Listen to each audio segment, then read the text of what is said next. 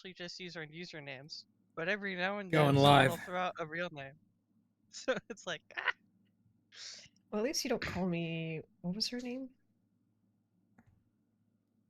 The very first character I played? Oh, Rania. boy. Well, you Oh, couldn't yeah, pronounce the yeah, name, so Rania. it wouldn't be a problem. I mean, I could. It wasn't that difficult. Who was it? I think it was. Wasn't it the DM who was having trouble with it? Maybe. I love doing that to DMs. Be like, here's my character name. It's not even that ethnic. And yet. What's great? My favorite part about this is without trying, I have given you one of those because you keep. There was a stint for a while. You kept calling me Fenris. Fenrir. Yeah, Fenrir. A stint. Mm-hmm. I have to visibly stop myself every single time. Be like, Ben, Rick. Here we go. So a little bit of technical difficulties while we get Forge off the ground. It's fighting Fox a bit. So we're just talking about anything and everything. Yes. Yep. Yeah. For those of you that have, you know, brains and eyes, we're welcoming Jensen. Jensen to our game. That's not one for way those to of do you it. that don't have brains and eyes. Well, For you that never group. know. They could be members of Davy Jones's crew. This is They true. could be. You never There know. was that jellyfish. scene, there was that scene when Jack Sparrow did have his brain roll across the floor. It's all possible. Horrifying. Love that. Oh, it was Anyway. great because as the ship rocks, the all of a sudden there was like multiple Jack Sparrows at the moment, and one of them's just like, nobody move! I dropped my I brain, lost my brain. and he starts looking around for it. The other Jack Sparrows look at each other like, what the hell? Oh, I remember that part. Yep. You don't want to lose your head. Jensen, But- introduce yourself to our audience and also to the table. Hello, everybody. I'm Jensen. I am happy to be joining this fine crew of adventurers as we Fine. fine crew of adventurers as we finish out the campaign. This is my second foray into streaming world. Usually, you can find me Really? over on Crit Crafters. Right. Right. So. Imagine that. Oh, That's okay. We're more interesting, so that's why you're over here now. Yeah, pretty much. Yeah. he Nobody can't clipped that. refute that. He can't refute that. Legally, I don't think. Legally? You're not supposed Oh, to so have that- favorites. I would So that's what that never. NDA was about. Okay. My favorite is Sharoon, Your favorite is Shirun. the horse, She is a great horse. the best. She can now do poof attacks That's true. Hmm. because of training. The only thing about giving your mount or pets more capabilities is that they're just gonna die off that much faster. No, I would never do that. Twice. Rude. Dog murderer. Shh. It was her first battle, and she got Keep- killed. You keep bringing puppies Was to that the first dog or battlefield. the second dog? I don't remember which one we're Oh, talking about. The second The dog. second one. The second one was in like the first fight, I think, and it got killed Well, by the. yeah. here's a wasn't it good the intro to me as a screaming- DM, I guess. Yeah. And that one, I even tried to leave the dog behind. But she's a little too close. Mm-hmm. Tried. I didn't want to. I tried to save, not have the dog die the first time, and Booty was like, "So you can kill my character, but not the dog." And I was like, "Okay, kill the dog." That was a valid complaint. Yeah, no, it was a valid complaint. Hey, Booty's character's on the chopping block. I'm not a monster. I don't want to kill dogs. I was forced to. So you'd rather kill people. I got You were you. forced to. It's exactly what happened. Like the Mhm. look of glee on your face when it happened was obvious. I don't know what you're talking about. All right, now my computer isn't working. This is just fantastic. Little puncher. Like, at all? No, Not like Fox the over screen here. doesn't want to load. Not Fox over here being that one guy from Game of Thrones. Oh, she was my sister. Alright, feed her to the dogs. No! Oh, don't do that to me. Okay, let's put some music on to entertain you guys while I wrangle this circus real fast. In the meantime, entertain thyselves, please. I beg you. I thought we have been. I just need 5 more minutes. Sorry, I refuse to be wrangled. I don't like I being could manhandled. regale everyone with the story of why Sybil is still awake.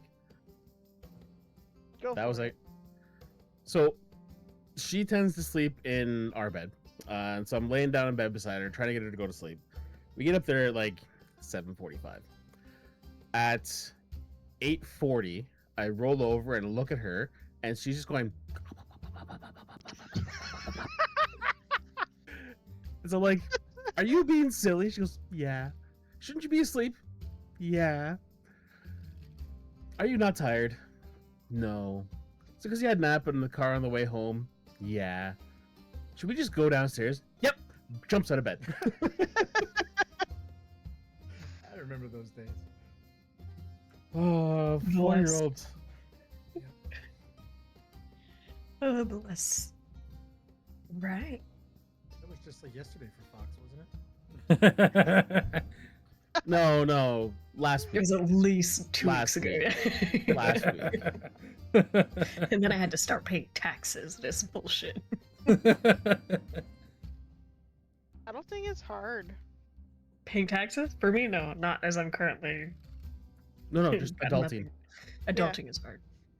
What the fuck is Yes. this getting a Yes, job it is. bullshit? It's It's bullshit. the worst thing I ever had to What? do. Well, and you spend your whole childhood wanting to become an adult because then you can have ice cream whenever you want, and then you become an ice cream, or you become, Come Become ice an cream. ice cream become an addict. adult, and you don't have the money for ice cream. Yeah, exactly. It's the worst! What the fuck is that? Except Oh, See, God. then there's the why I've times been when to- you have the ice cream because it's anytime you want, you realize you don't have the money for this, and then you're like ugly crying into the ice cream because you're making yourself more poor by indulging in the ice cream you wanted as a kid. Okay. That's depressing. That's why I've actually been doing it. We put it in our, what was it, Eames or Kitchen channel a while ago. It was that poor man's ice cream thing. That actually It's works really well. fruits. Sorbet.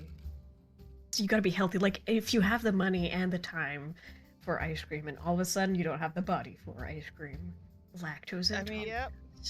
I've got the body from ice cream. Does that count? Yes. Body by ice cream. I mean, there like, were yeah. other factors in there, but ice cream was definitely a contributor. It's like, you know what this is? The ice cream bod. Body by Haagen-Dazs. Gotta love them. Gotta love them. All right, perfect. Okay, I think we have functional. I think you have a character now. Jensen, you should be able to. Hey, look at that! Look at that. There he It is. works. There he You is. can manage technology. Okay. All right. Okay. That's enough sass out of you, mister. Everything should be fine. So, So just so I'm getting this mentally right here, we gave up the sass of Booty to incorporate the sass of Jensen. yeah. Yeah. I don't know why I So, do this to myself. He made a comment in Discord about how he was the one that was going to be called in to help herd the cats. I'm starting to feel that he's going to be the lead cat. Yeah, I don't herd cats. I told Fox that when I logged on. I don't herd cats. I have to Yeah. deal with crit all the time. Yeah, everything's a lie. Being a GM is Well- hard. They lied to me. It could technically be called herding if the lead cat has the laser strapped to its back. This is true. All I want are cats with freaking laser beams attached to their head. Too much You to know, ask for. lasers are psychological torture for cats because they What? can never catch lasers. It's proven, like studies been You made. can't catch it. They can't catch it, and so it's psychological torture because a cat is a hunter and they need to catch them. And for dogs too, just not to the same extent. You can cause a lot of severe anxiety in dogs for using laser pointers. The more you know. On the happier note, Rude. dog squeaky toys are squeaky because that's the sound animals make when they bite them. Mm-hmm. Yep. Yep. It's a pain response mimicry thing, so that Yep. oh no, it squeaked. Chew after it more. It's not Yep. dead yet. Because again, hunters, prey. Yeah. The animal world is crazy. It is. Clearly. I'm almost done. So how about it's- somebody hit us with a recap? What do y'all think? We visited the Nightmare Town. I can No, I'm recap. gonna That need was more not details exactly than what that. happened. It was Pleasantville. It was Pleasantville. We were traveling down the road, and there was this That's- dead body hanging, and Aryum got really interested because the DM put a dead body hanging, and so she went over and investigated because she doesn't like the fact that somebody had killed them and just left them to die, like to hang.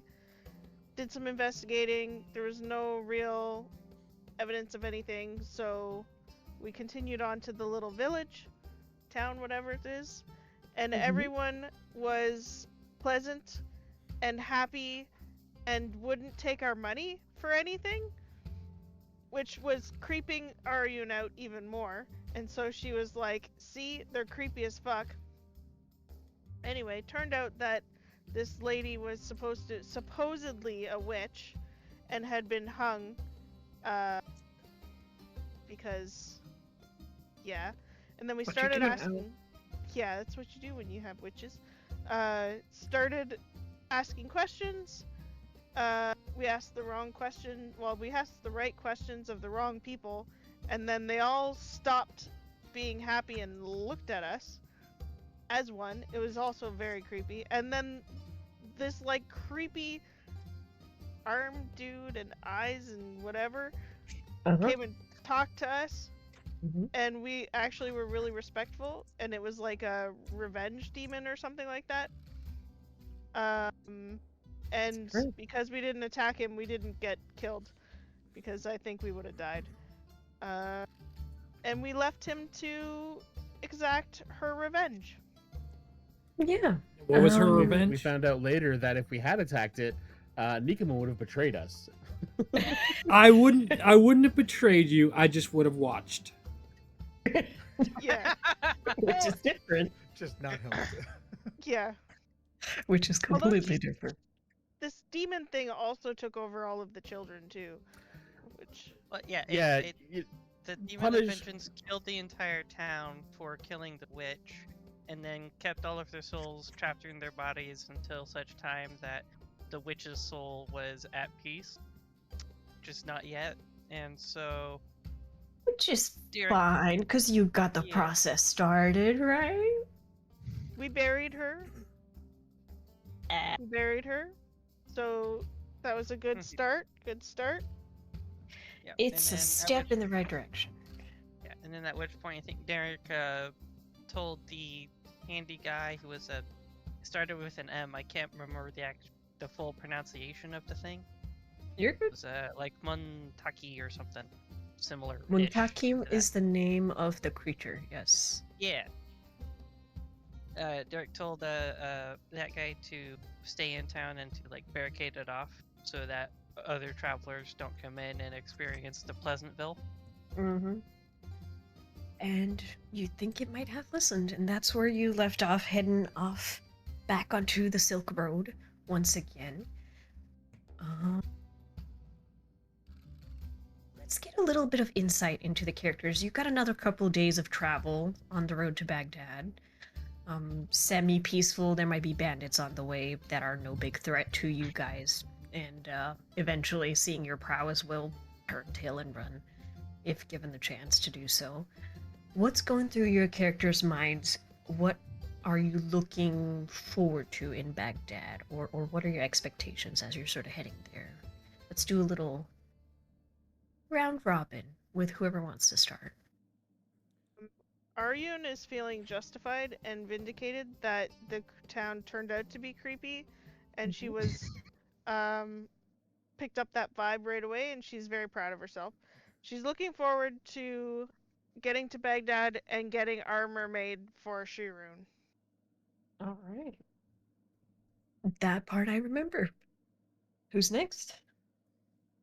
Nikamond is looking forward to not having a wild goose chase to find more of the oh shoot, blanking on the name all of a sudden. Assassins? No, the mages. Satraps. Satraps, yes. He's hoping with a satrap in their midst, they could just walk right in and say hi and won't get jerked around. Your mic is kind of coming and going. Is it? Yeah. Yeah. Well, that's a good assumption to have, that there will be less jerking around, and seeing as you literally have the authority of the Sultan on your side now with 4 rings. You did decide to leave Musa's Turban of Awareness behind? I'm guessing? Nobody wanted to pick that up? You want to leave it there with his great sword as like a memorial? Or We grabbed all of Now the. you're loud. Now I'm too loud. Shoot, sorry. We grabbed all Any of his better? stuff other than his greatsword. Yep, Yeah, talk again. Yeah, it was- you're good. we grabbed all Yeah, the that's loot good. he got from the mermaid's cave, Mhm. and we never really found out what the loot was really, either. You did not. I remember Yeah. writing it down, Yeah, but you 'cause can it- check now if you It want. was like some jade stuff and some jewels, and can't Mhm. remember if there's anything explicitly magic in there. But we did, like Nikaman said, we didn't actually look. I think Well- we were a little bit busy with. Well, he got Bamf.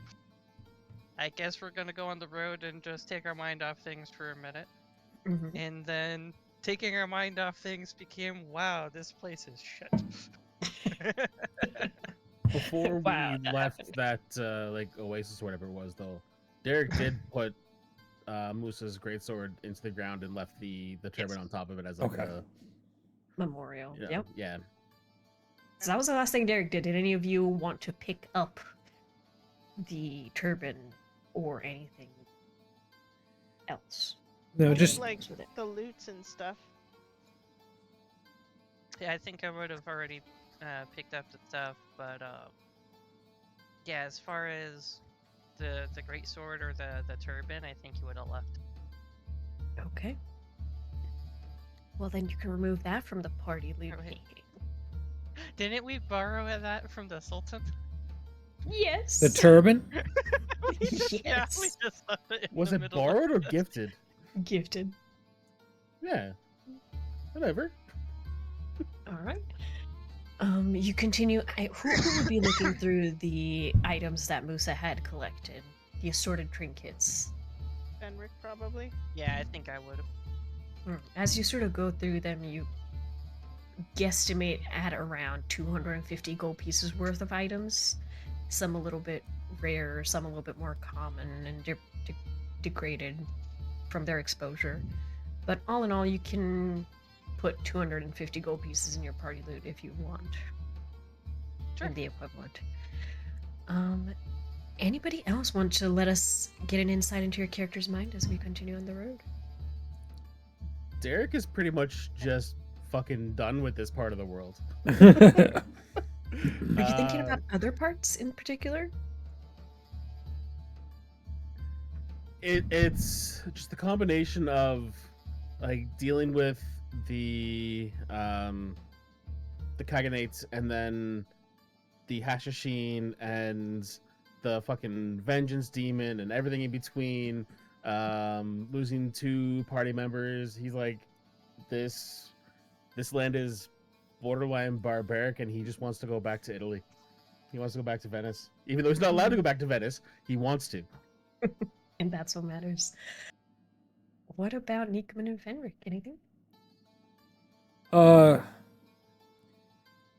Nikamond has been staring at his magic book for a while, and it's got a spell in it to contact the big guy. Nikamond's not quite powerful enough to actually use it yet, but he's dreading He's dreading that conversation. He's With a big man upstairs. yeah.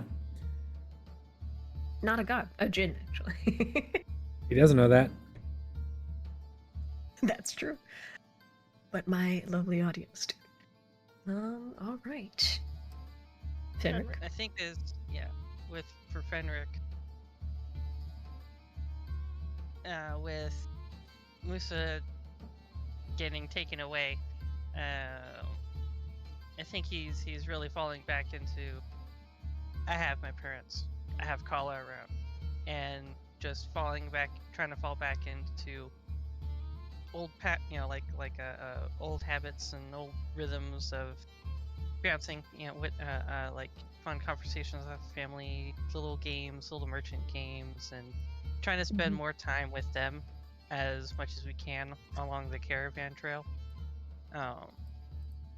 As like part of trying to make up for the time that was lost for sure, but then also just like I said, the that feeling of loss and not trying to forget it, but trying to help heal it over with companionship.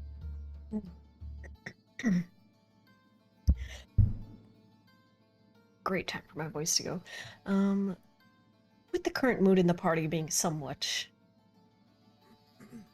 how do I put this? Somber. Varied, somber. Let's head to the Silk Road map, if I can. You guys are traveling, and somebody had to take over Musa's spot to sort of guide you. But it's not a difficult journey, fairly well traveled.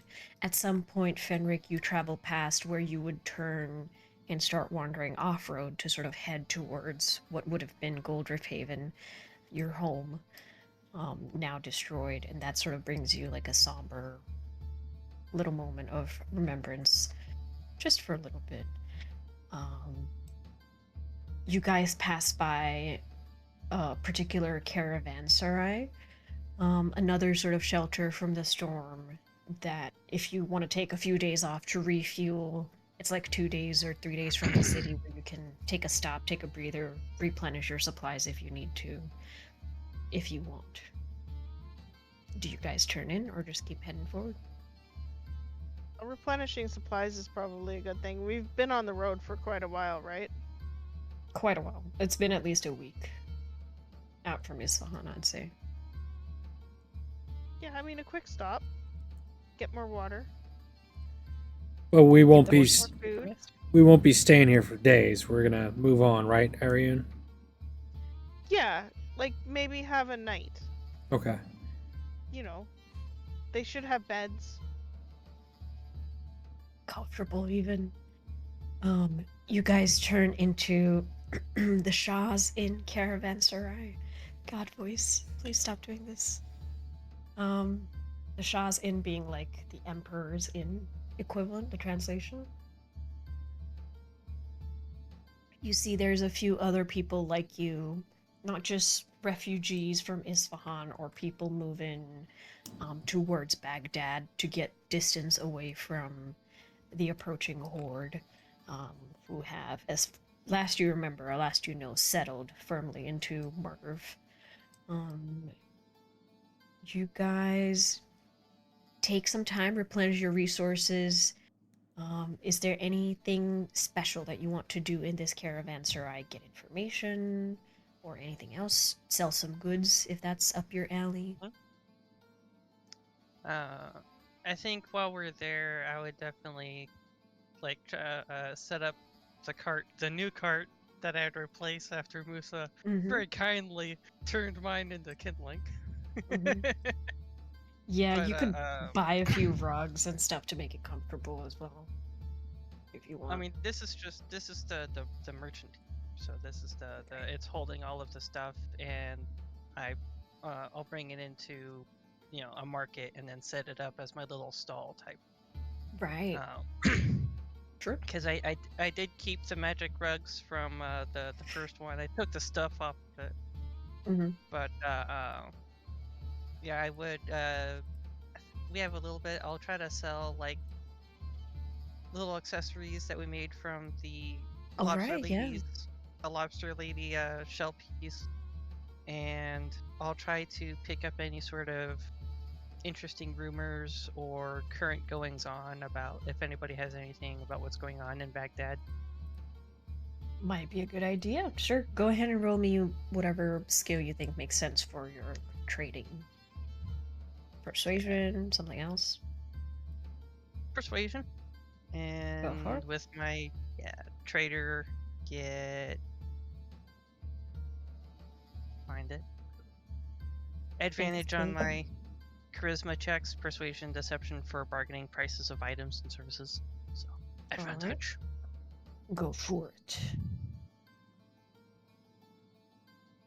That's a 24. Very nice. You are able to fulfill a need. There's people that are getting into Baghdad. They have lost items or things, and there's a little bit of a demand for wanting to look presentable before they enter the center of enlightenment.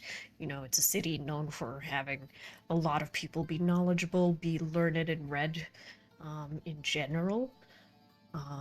So they want to maintain some sort of stature.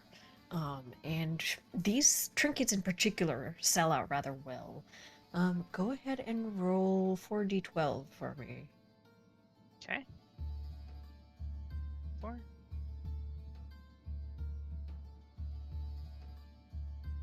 All right. You make about 180 gold, and you sell out of these trinkets and stuff. And because I don't I'd think we say- have anything else really in our like party loot, other than just the stuff that we got from the lobster lady's cave. Other than that, I don't know of anything else to sell. Is there anything you guys remember or want sold? Well, in the lead up to getting to this caravanserai, Nikoman's going to still be working on his magic butterflies and turtles. all right. Last we checked, they were doing really well. And then it was still kind of bad. He's trying to automate the process. With magic. Yeah. It's getting a little bit better, but Nikoman doesn't think they're good enough to sell. But he's still leaving behind a pile of little butterflies and turtles to burn for kindling. Arjun keeps picking them up for the firewood for the next night. That's true. You're doing a great job. Waste not and all that. Yeah. Most notably, Nikoman's not doing his magic while here. He's not gonna do magic right in front of everyone. Got it. Okay. Instead, he's gonna try and carve the emperor, not the emperor, the sultan's. Can't think of the words all of a sudden. His not his castle. His citadel. He's gonna try and carve the sultan's citadel. He meant to do it while he was still in Isfahan, and then everything went crazy. So he's gonna try and do it by memory. Let's see. What do you got for us? I'll just do it this straight because he's doing it by memory. This is a lot better than your automation attempts. It's not perfect. You've got the rough sort of outline of the citadel. There might be a tower or two that's slightly shorter than you remember, but the general idea is there. And you get quite well progress. I'll say, as you sort of mingle with the people, you pick up a few pieces of information about Baghdad. You do know that it is a city with a lot of artists and artisans, so a lot of items, objects, and all kinds of services would be available in the city, compared to others even. You do know that there's lots of scientists that flock to Baghdad, that do their research while they're there, and you kind of get the hint that among them probably there are some of those that are magically inclined as well, probably hidden, but there's a higher likelihood of them being here than in any other city. You also know that there's a few laws that you learn about from people, just trying to like, hey, these are a couple things that you probably don't want to do. They tell you of a few like cautionary tales about people who stole books, and the punishment for that was amputation of the hand that first touched this book to steal it. Um, they tell you that there is like for those that deliberately sort of spread false information and knowledge that conflict with like scholarly research and ideas, um, the punishment is usually social exclusion, um, stuff like that. If you enter libraries or places with books with a lit candle or torch, there is a heavy fine of like 50 gold pieces and a ban from libraries. So these are like unique rules set in the city. And something that sort of takes it is interesting to you is that if you rip apart or burn a book or a similar type of written item, the punishment can go anywhere from exile to death in this city. So you get the feeling books are important and information as well around here. Got it. But you can all take a long rest or refresh whatever it is that you want. And as you do that, I'm going to cut the scene away to our new friend, Galen. You have been traveling a while, and it started off with a solid group of people. How many would you say were in your sort of traveling band before you left? Probably about 24. 24. That's a lot of people, and you felt rather secure when you started off Yep. hearing about the trouble spreading across the Silk Road. And then over time, it started off as small incidents, right? A person that eyes you oddly, or two people that say similar sentences, something like that. And over time, the group sort of got a little bit more suspicious, and there were several nights in a row where you were attacked on the road itself. First, it seemed like bandits, and then they seemed entirely too skilled to be bandits. And then you got attacked by mysterious creatures, wild species that should never have been there, and slowly but surely your group was whittled down until it was only you left, and you have come to the conclusion that whoever is behind these attacks, like the last night that sort of ended up this battle, you were able to get one possession off of this group of masked individuals that were attacking you, and it was this strange face mask that had only sort of slits for the eyes, sorts of feather motifs and like sort of moths sort of embroidered and like carved into this wooden mask. And when you pulled out that mask, it sort of revealed the identity of a fairly young person. And think of them in like 16 to 18 years old.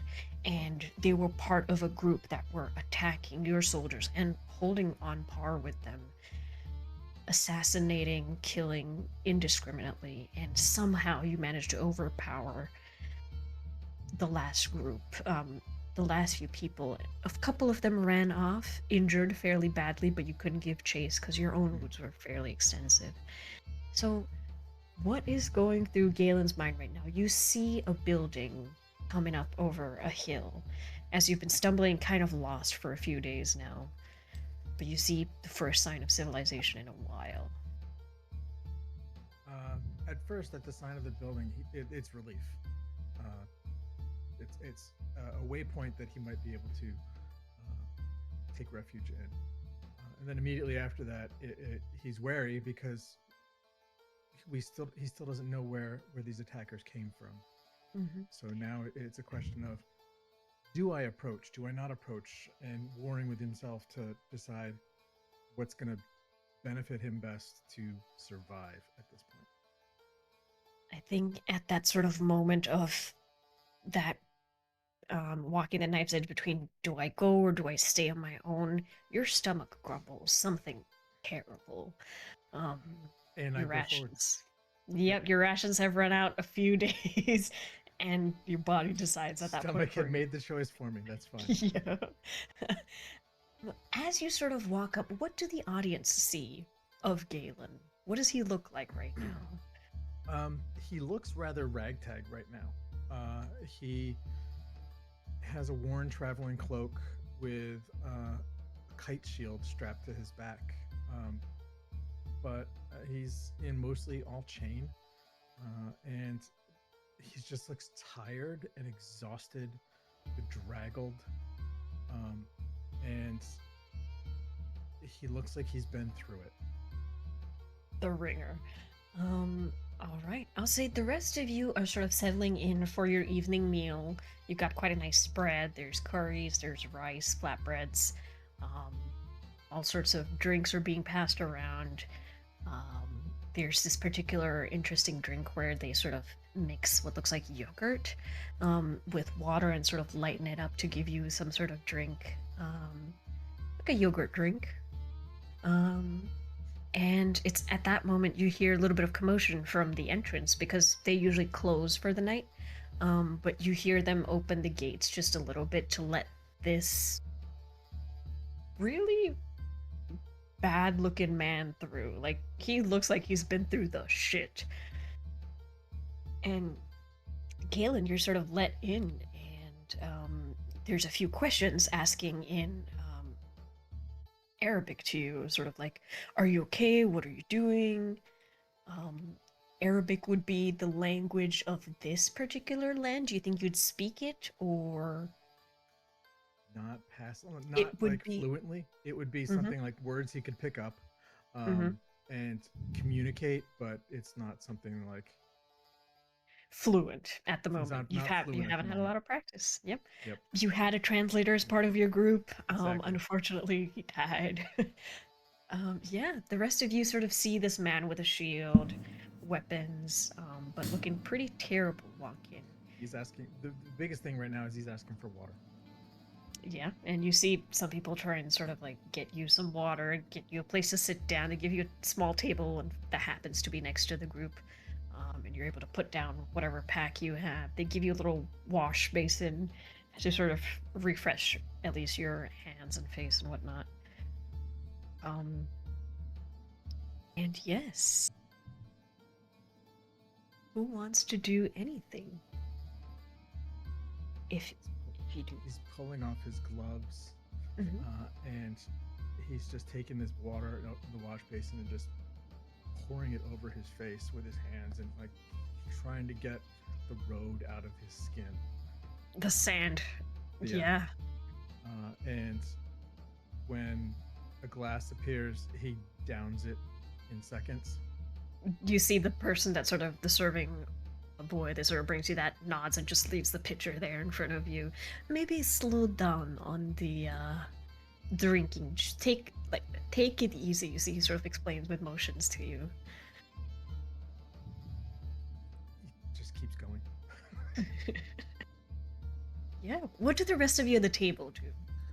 When, like, if I can hear him speaking, can I recognize the accent if he's struggling with Arabic?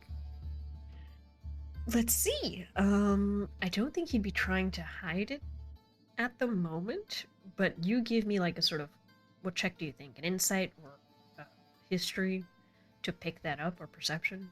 What do you got?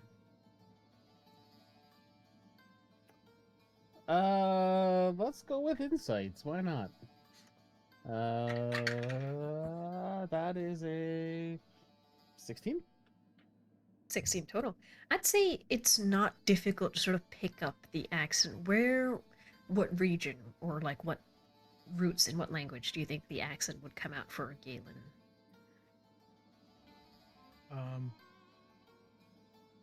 Definitely north. He's a foreigner. He's a foreigner in a strange land, Mm. and it's obvious he doesn't belong here. Well, Would- native to here, I should say. Yeah. To be fair, when you look around, there is a fairly eclectic mix of people. Sitting on a table sort of next to you. How would you be dressed, Derek, at this particular moment? With the mask and everything? No. That's only when things need to be dealt with. No, his traveling attire is that usual fancy man, rich embroidered, like even to the point of like having gold thread through the clothes. Man of means. Clearly. Yes, apparently. So it seems. Yeah, no,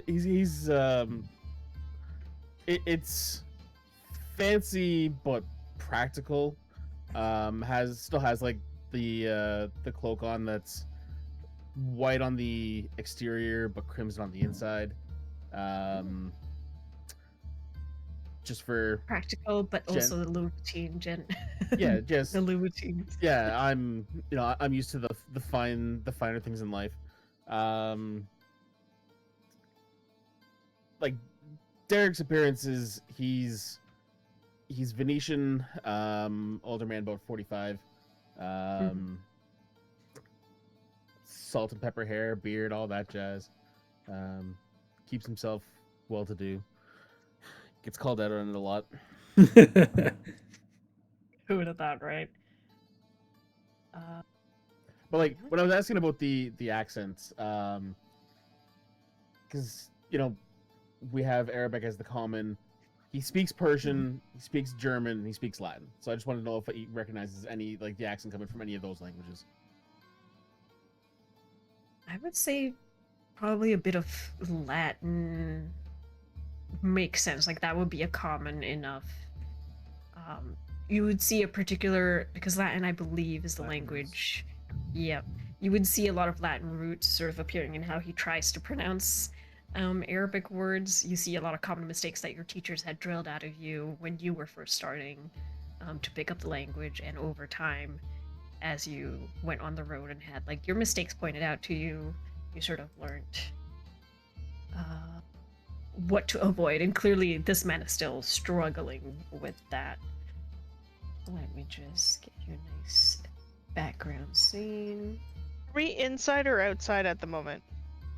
I would say, you know how there's just like a courtyard, there's like rooms? You're in like the sort of courtyard area. There's a bit of like a cloth sort of awning setup where you guys are sitting down. There's like wooden tables and chairs that have been sort of set out. They can remove them if necessary. But you're having like your evening meal. There's like sweet tea and stuff like that set out. Would it be too much of a stretch to think that we have some wine going as well? Oh yeah, you could have that Okay. if you can. Yeah. If we can afford it, really? Is that where you were Yeah. gonna go with that? Yeah. Pretty If sure you we want can to afford it. If you want to fork out for it, I'll say, Galen, where you sit down next to the party and you look over at this comparative spread where they just give you simple flatbread and like some basic stew, maybe. No, they gave me an empty plate because that flatbread is gone. Oh, right. There's crumbs. There's crumbs left. He's Bully's like doing licking the the whole plate. like lick the finger, pick up the crumbs. Yeah. It was one of those. Yeah, like, that he seems like he's a man of propriety, but like the moment the food is in front of him, like all manners are gone, Destroyed. and it's just Yeah. he's just destroyed the meal. Can that I? Meli- Sorry, I no, I want- was just gonna say that flatbread was truly flat because he just took it, squished it, swallowed it. Yeah. Arian? Can I make a plate of like what we're eating, some of our extras? I'm gonna make a plate, and I have Tenger. I've been feeding Tenger. Mm-hmm. He's gonna come up onto my shoulder, and I'm going to bring this plate over and go. You look like you need this. Galen, this lady walks up to you. Arian, describe your character for him, please. So Aryun is not very tall. I can't remember how tall she is, but she's like got a rider's body. Like she's very fit. She's got a short bow strapped to her back. She's got a hawk sitting on her shoulder. and she's wearing studded leather armor. Very she's looks Mongolian because she's Mongolian, like she's from the steppes. And she's got her little pigtail type, almost like it's like her hair's wrapped around, like wrapped, Mhm. and there's gems and jewels and feathers hanging from her hair, but she's got this really funky mask sitting on the top of her head. That if you're tall enough, you probably see. It's quite terrifying. Hard to And look like yeah. a scary face, yeah. How She does the just mask kinda- compare to the one that Galen picked up? Completely different. It is very different, yes, but sort of at first seeing the max sort of gives you that instinctive, almost like your heart stops for just a second, and then you see Yep. it's a completely different style. It's a completely different kind of artistic motifs and all that. It's a lot more brutal. Like for example, the mask that you have, it's meant to be expressionless, meant to hide everything and Sure. just let them see out of the eyes. This, is This very- one has a lot more very emotion. expressive. Gotcha. Yeah, It's designed to be terrifying. yeah. Um, I mean, they're both terrifying in different ways, in different Yeah. extremes. she just like places the food in front of you. It's a pretty big spread, and say, "I think you might need this more than I do." No, I can't. No, thank you, but no, I can't. I can't take your food. Well, I'm gonna leave it, and you can do with it what you want. Because I don't actually need it. I've already eaten, and you look like you're really hungry.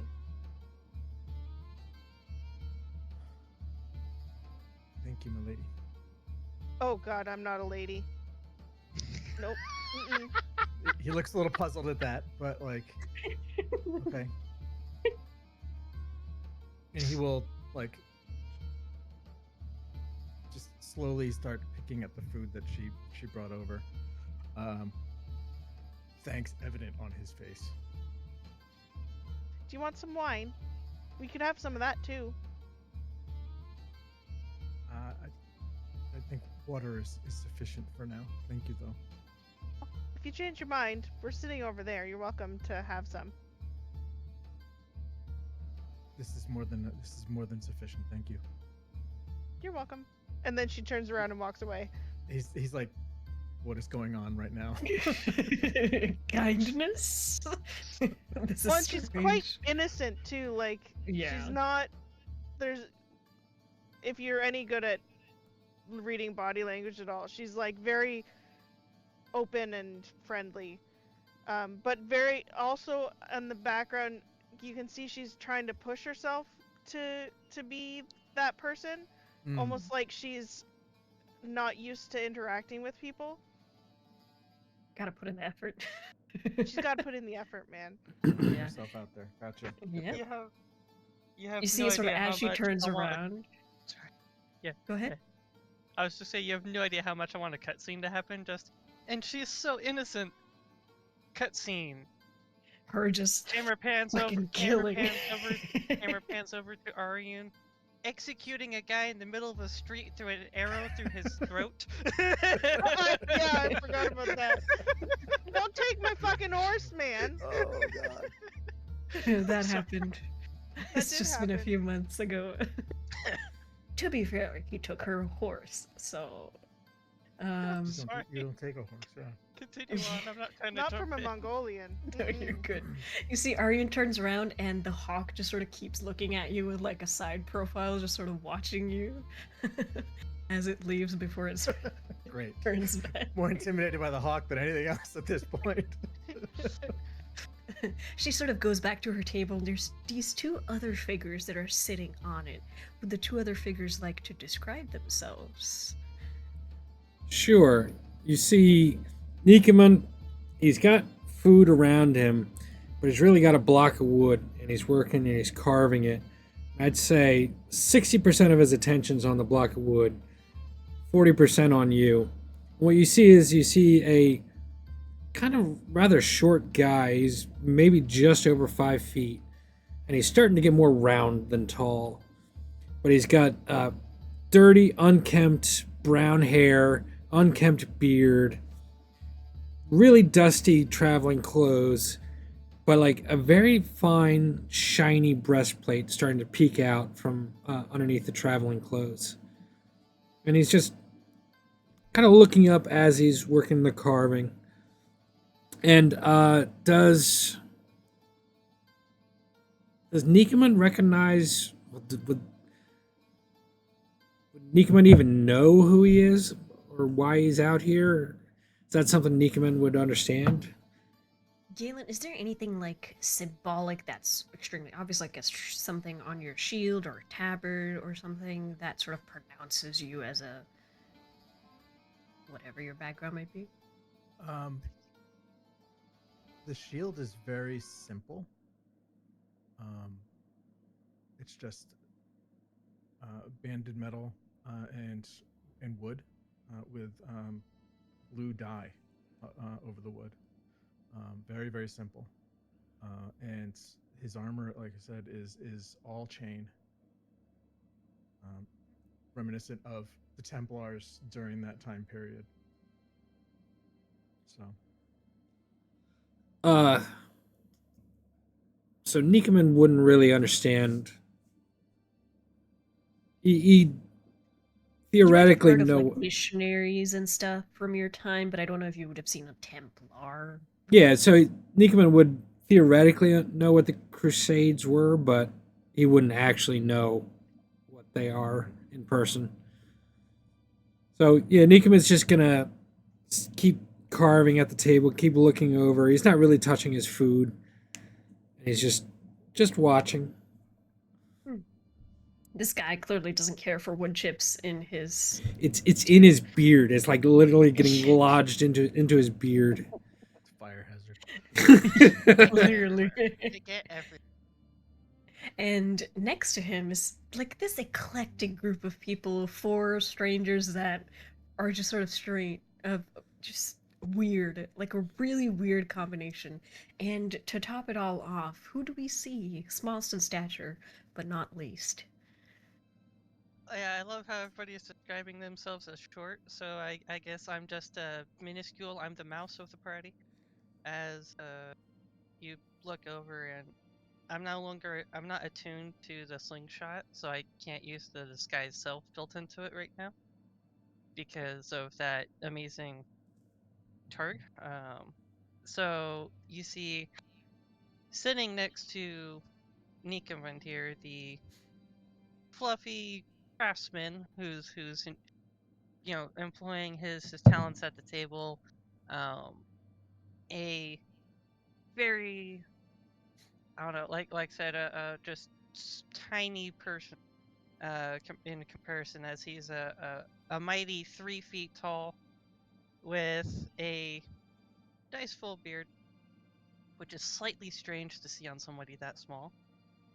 And he has a half mask that covers the right side of his face, and it's a complete half mask. There's no eye hole or it, and it's somewhat simple in its design. It's just kind of there to kind of follow the curve of his face a little bit and give you the idea of the the simple features beneath.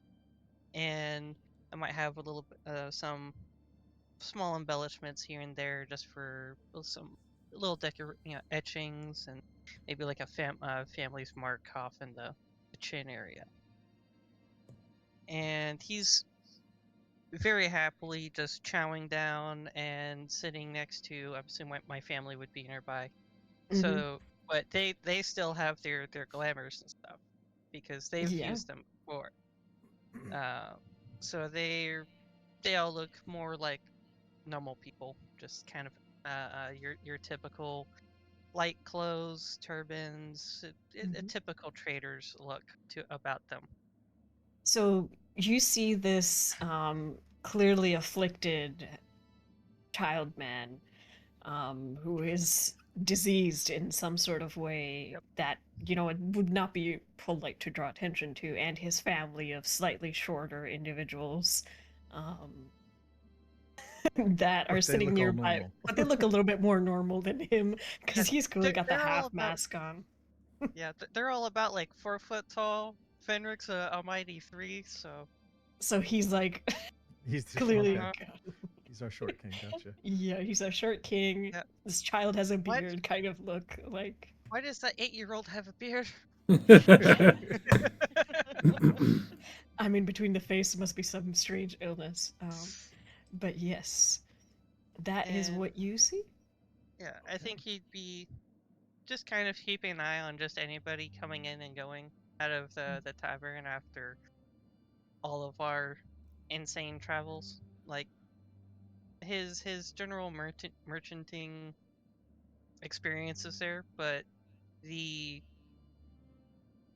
I don't know. He has a growing sense of protectiveness that he's definitely like he looks like he's just cracking jokes and keeping the talk going, but he's also scanning around the room, like specifically like behind the group of people he's with.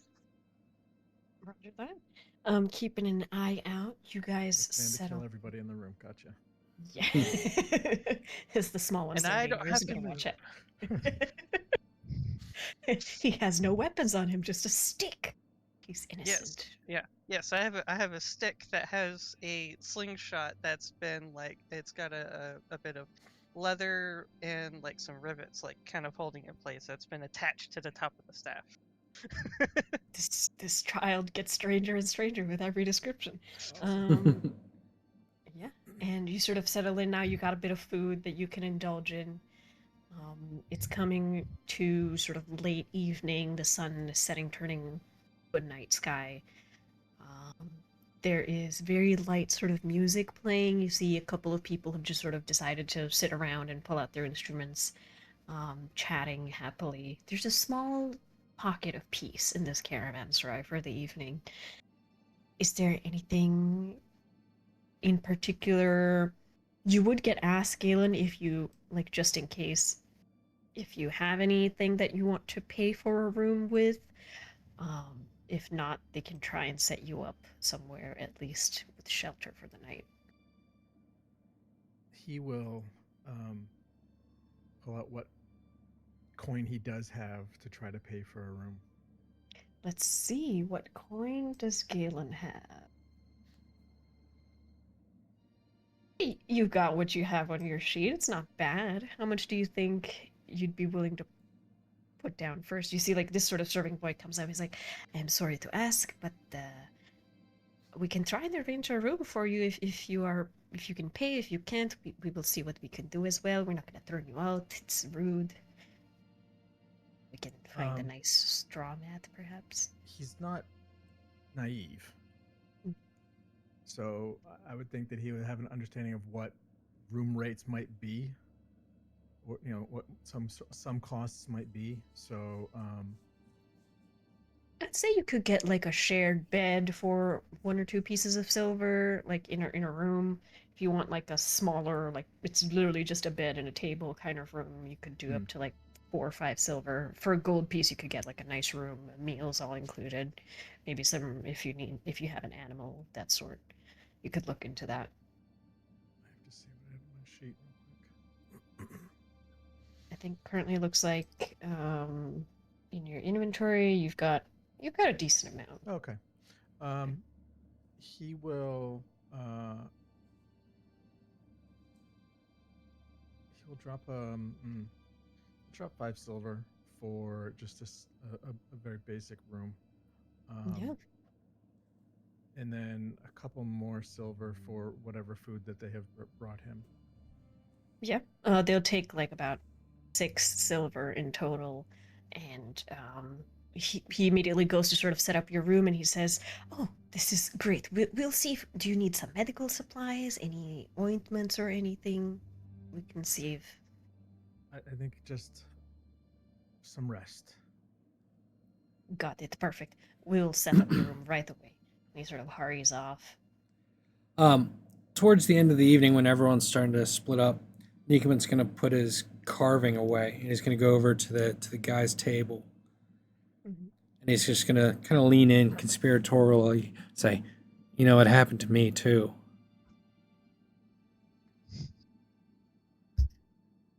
I I was I was kidnapped and kidnapped and dropped into the middle of the desert and had to wander out.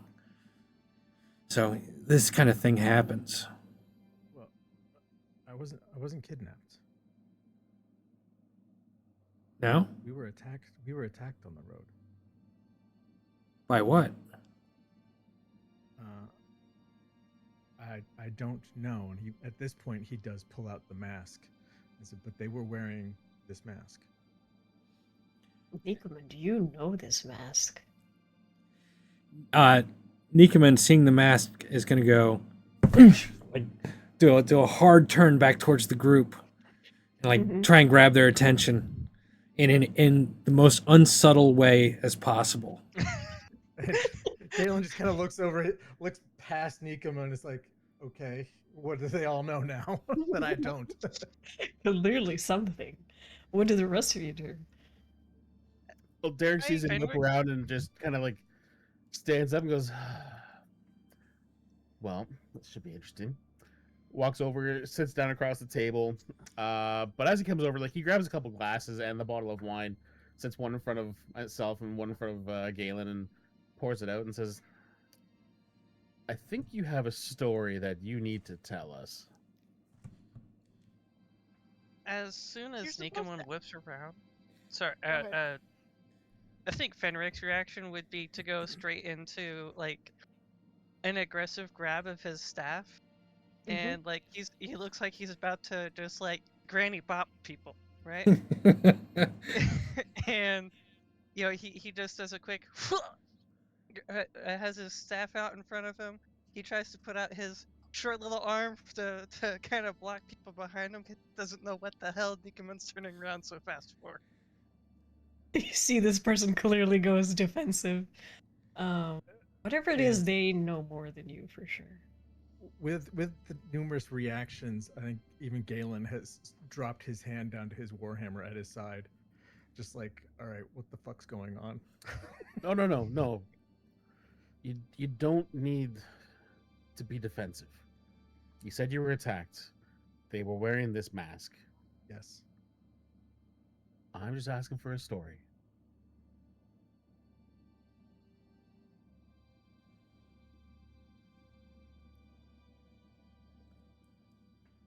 Well,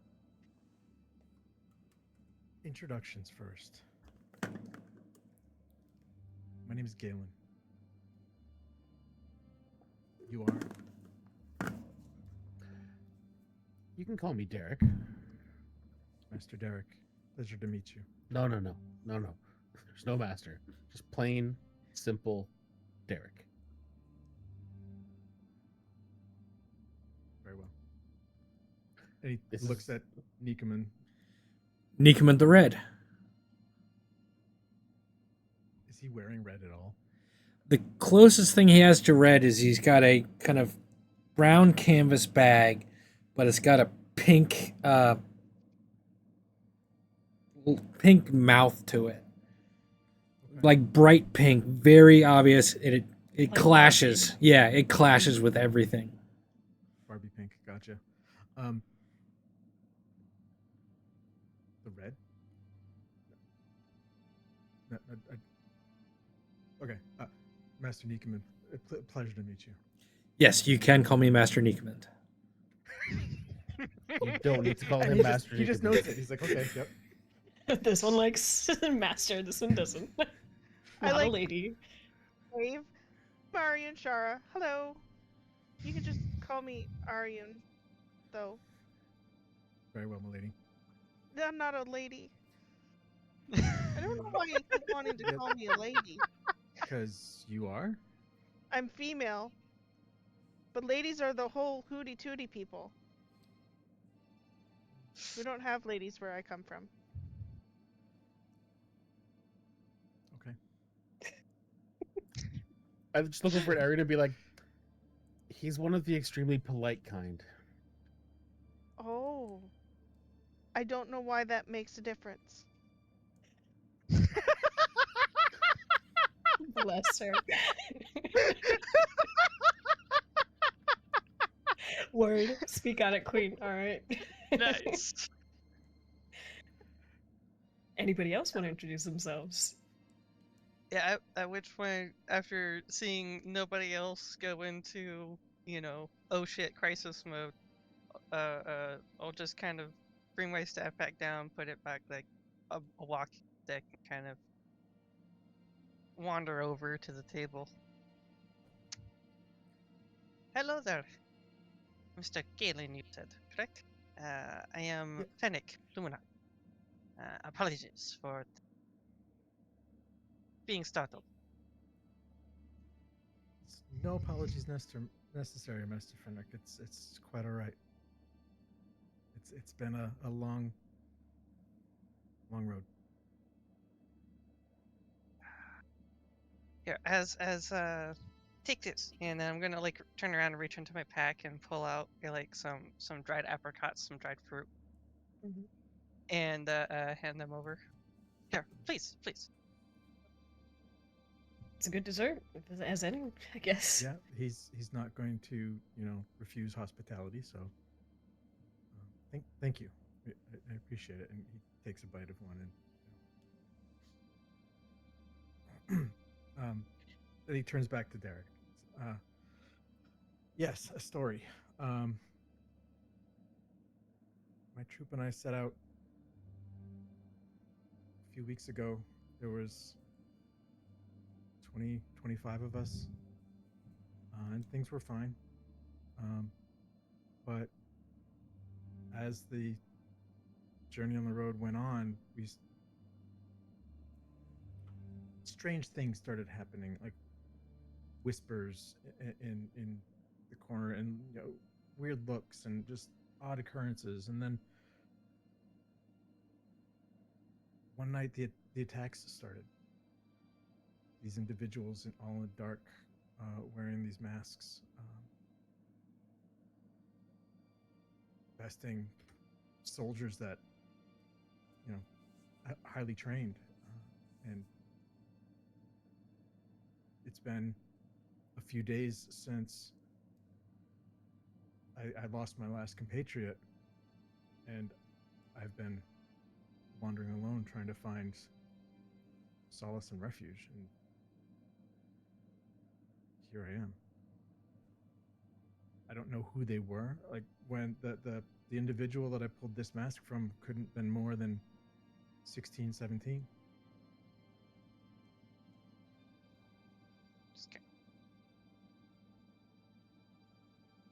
Look at Derek with really big eyes. It's kind of a grim look that falls on Fenric's face. So What do you know? we've been dealing with them. Before we share information, I do have to ask for more. What is it you set out to do? Why do you think you were attacked? And more importantly, why were you the only one that survived? First, we thought they were bandits, but once the first attack and got into it, we realized how quickly they were not bandits. Fox, why did we set out again? You and your group set out to come to Baghdad as a means of reinforcing or sending a sort of delegation to check in with the local leader of Baghdad. Maybe he had sent out for some reinforcements. You know that at some point there was a group, you missed your meeting deadline by several days at least, you don't know when. They were mustering up forces to go march on an enemy. That was the extent of the information that you knew. There was some sort of new enemy encampment that they were marching on. You were sent there as support. You would have helped train some of their forces along the way, given some tips and stuff from your experience in the Crusades. And shit fell apart a lot faster than anticipated. Yep. We were headed to Baghdad at the request to help train soldiers, and some new fort that the establishment they were setting up some battle. I'm not sure, but we were tasked to go and assist and train. And I don't know what day it is now, but I'm sure that we've missed our meeting time by who knows how long at this point. I'm the only one alive. It could have been my compatriot that would have been alive instead of me. The lucky swing of the blade.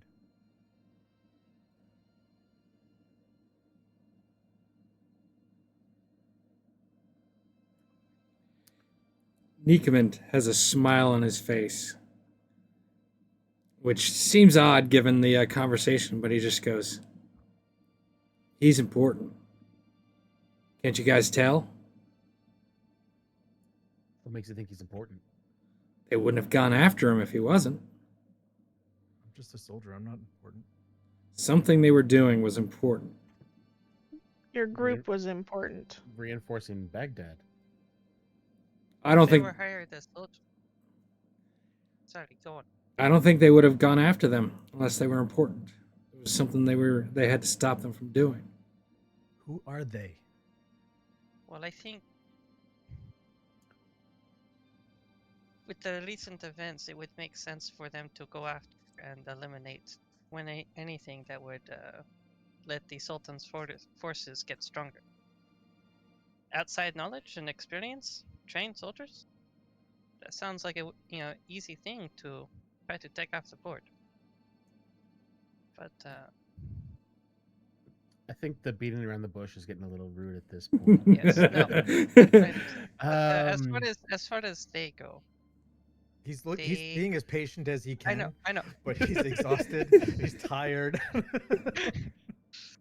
Have you heard of Hashashin in your travels? Galen, this word is maybe niggles a little bit of something familiar. Like I might have heard it in passing. Yeah, you were like, yeah, maybe like there were problems many years ago in the past, but not any sort of pressing present threat that you remember. There was this fairy tale of like assassinations, or like these hidden figures killing people, but then it was settled. That was about the extent that you had heard of.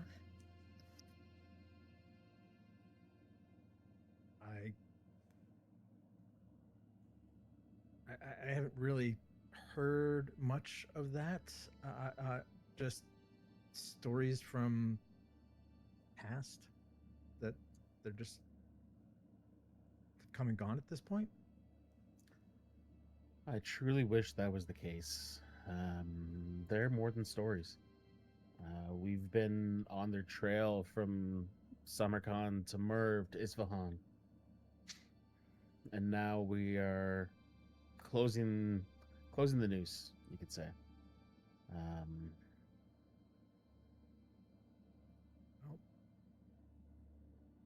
But we've also lost not as many as you did.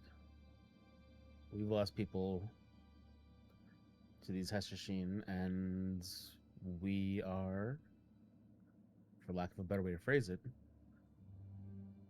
destroy every last thing that they hold dear.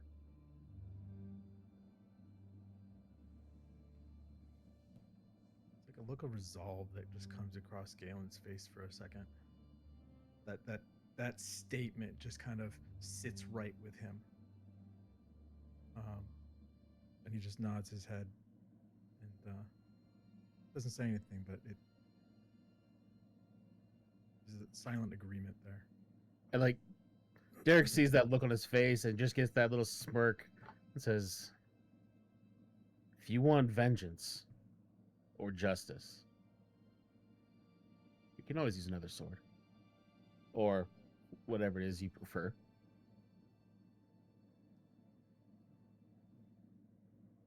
I wouldn't call it vengeance. I would definitely call it justice. Then you're the better of us because it's vengeance for me. Smiles for the first time, and think we'll have many good conversations. If you do join us, I just want to make this clear. You're going to see some weird shit.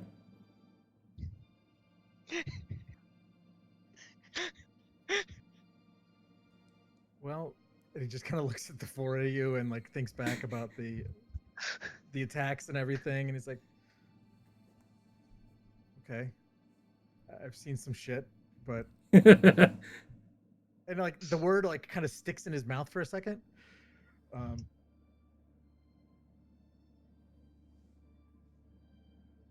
But I okay.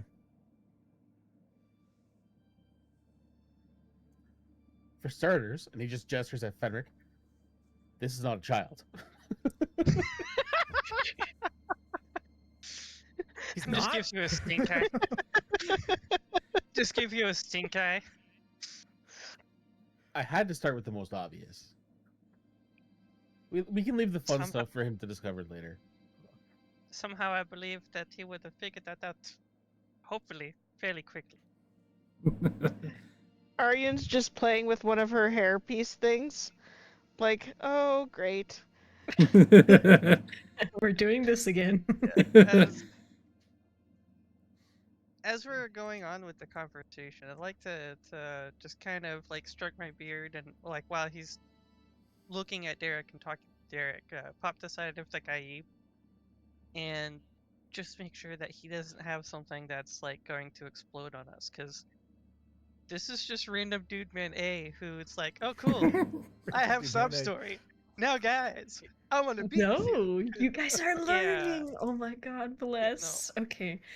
Go ahead and give me Do not trust. never. Give me a perception if you want. You can do it at advantage because of the sight. So Giant flashing butterflies just went, warning, Warning. warning, warning. This person is lethal. Everything lights up on the board. ugh, even with advantage, that was only a 13, a 1 and an 8. You give him a once over and like this man doesn't look anything more like he's a warrior. Sure, he's seen some shit, but he's not special in any way, shape, or form. You don't see any hint of interesting on him. What misses your eye is that there's a little bit of a shimmer around him. Just a hint. But yeah, nothing special to see here. Just one unlucky bastard. Seems like he'll fit right in with the group. One lucky bastard. With that, there's like desserts brought out if anybody wants to partake. People start to sort of head off into their bedrooms for the night. There's still a few people sitting around smoking if you want to do some late night chatting. But you see your family sort of gets up, waves at you, Fenric, and they head up to their rooms. I'll just kind of Alistocracy. wave, say goodnight, let them go on Yeah. their way. Alistocracy has long since disappeared, muttering about this or that, probably reading a book. Nerd that he is. Well, He's off teaching soon something. well, we're leaving first thing in the morning, so you're welcome to join us. I want to go do some training with Tenger before we go to bed. Perfect. Yeah. He's I got some want to rest in him. start teaching him flyby. Flyby. Very nice. Okay. Let's start that clock. Tiger flyby ability.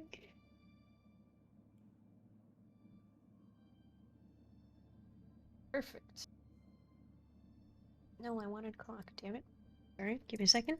What skill do you think you're using Sorry, to you train wanted him? what? I want to teach him how to do flyby. No, I misheard Fox. Mm-hmm. What did I say? Yep. All good. All good. What did I say? I'm right there with you, buddy. Clock, Jesus, get your mind out of the gutter. Fucking hell. Anyways, Tenger, How do you want to start this training of making Animal him handling. agile and nimble at avoiding attacks in specific? Give me a little bit of a description. Well, so I want to teach him, like, we'll start with little dummies, Mm-hmm. right? And teach him how to, like, swoop in, flap his wings, and then swoop out. Okay, like a little distraction. Sure. Yeah. Love that. Because Go ahead and roll me technically your he can do inline. the help action, but I want him to not get hit on the way out. Gotcha. So we're training his dexterity a little bit. Go for it. Can I do animal handling? Yes, go ahead. Your DC for this one is 13. That's a 27. Oh, you're good. You more than doubled it. I'll give you 2 ticks on the clock. Tenger takes to it fairly naturally. He's been observing you during combat enough where he's fairly agile himself. He's a good candidate for this training, let's just say. Nice. You get quite some headway before you see that it's probably time to get to bed. And then I send him on his way wherever he decides to go Mhm. for the night. Yeah, he gets a perch, gets some rest. The rest of you are also allowed to sort of head in if you want. As night think- sets. Yeah. So night setting and like all the traders and everybody's already put up for the night. Mhm. Like, okay. I mean, I think, unless there's still a few people that are smoking that you can talk to if you want. Is there something else that you want to do? Let me know. Yeah. No, I was just looking for like if anybody was actually like still selling stuff. Nikoman will go up. Officially. Nikoman will go up to Derek, Mhm. and he'll just go up quietly once everyone's starting to break up. He'll just say, "I think maybe we should put a guard on Galen. Think they'll come after him again?"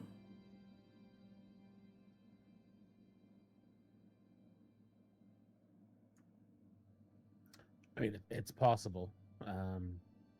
Just say protect the And then city just Derek chuckles and reaches out and like claps a hand on his shoulder and goes, "Thanks for volunteering."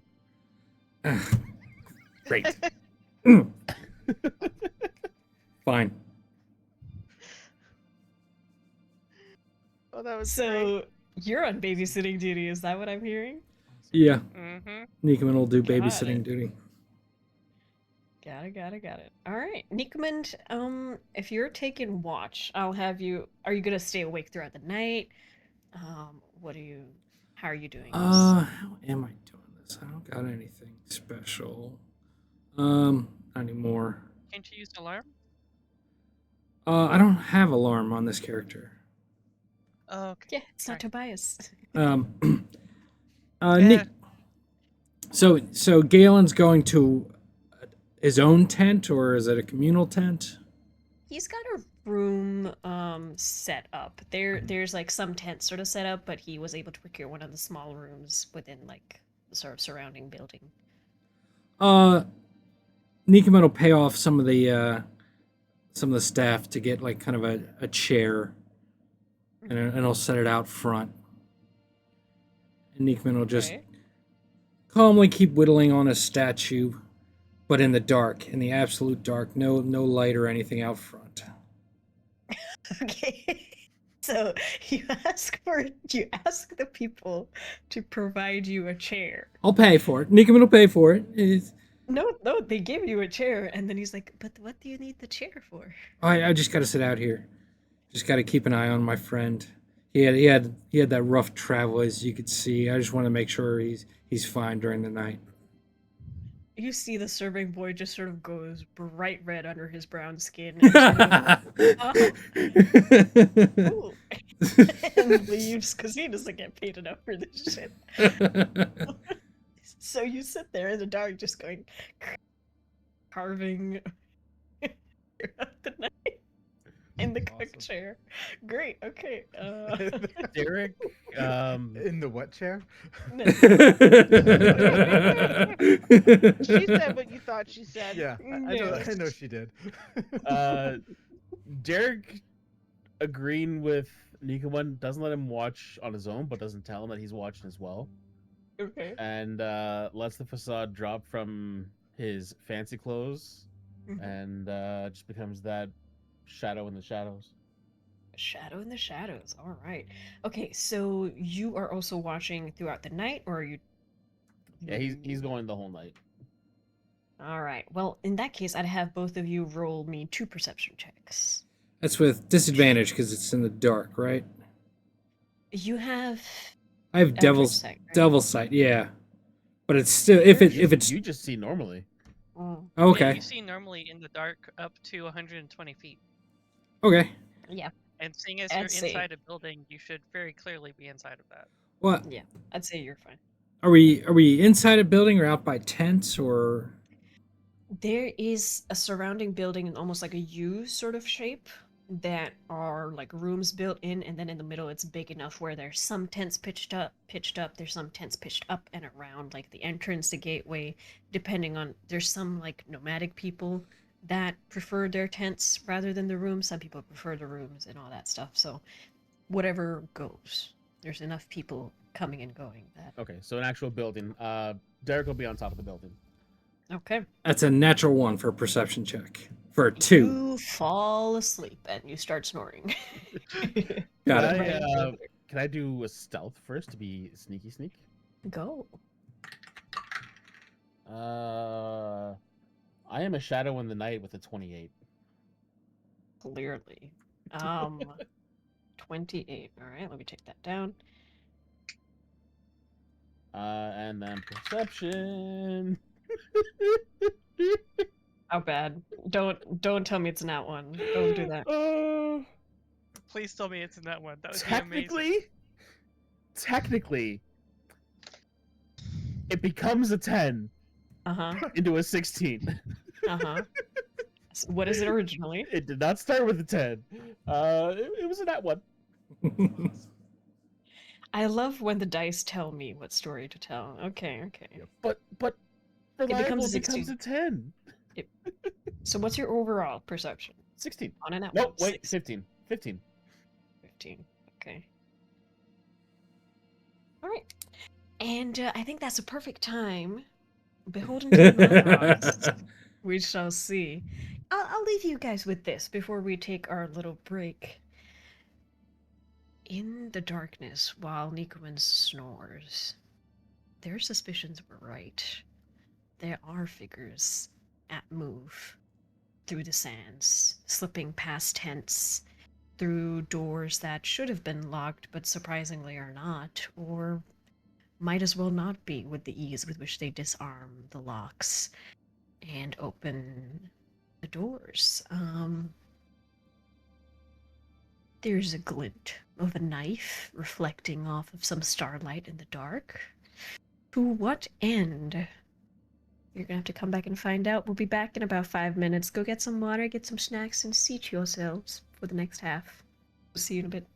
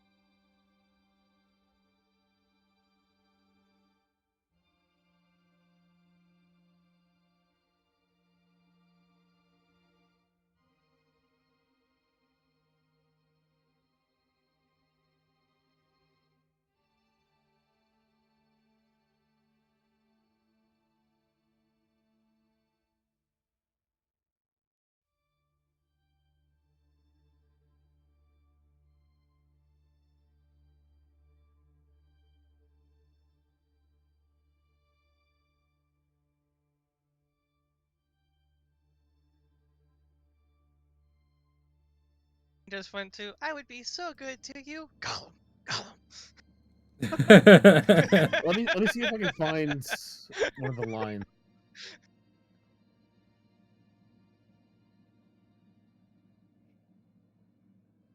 Man, these drumsticks are so fucking good. Drummies are yummy, but I have cake. Oh, how dare you? I have to do prep. So here's here's a quote from the show. I'd take a header off the Bridge of Nations just to brush arms with you. I'd full gain her down the crack in Canny just to hold your purse. I'd sit my bare ass on the big nickel just to have you flick some Deborah off my shirt. I swear to God, I'd be so good to you. The fuck does that mean? You just spoke a foreign language.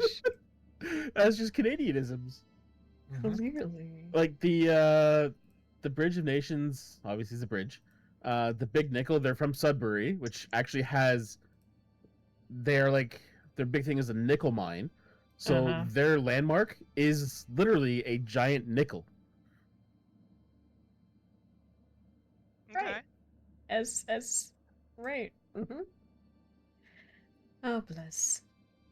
I'm almost done. Sure. It's It's okay, not I'm true eating love my ice unless- cream, so You enjoy. How's everybody doing this day? Just checking. How's it going? fantastic. It's hot.